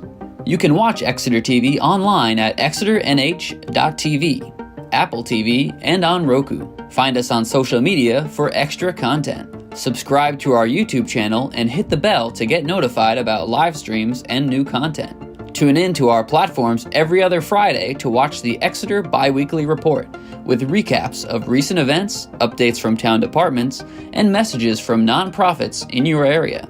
If you head to our website, exeternh.tv, we invite you to sign up to our newsletter to receive monthly updates about new content, upcoming meetings, and more. We'd like to thank you for taking the time to watch Exeter TV and hope that you tune in to our other content as well.